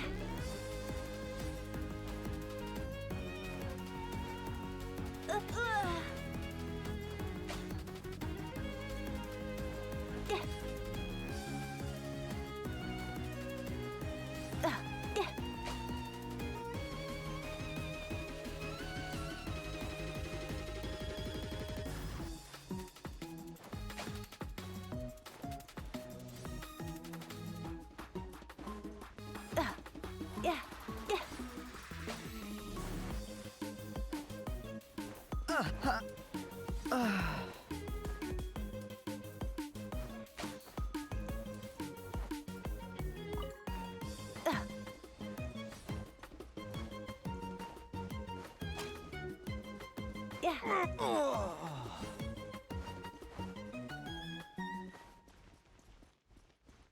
Yeah. Yeah.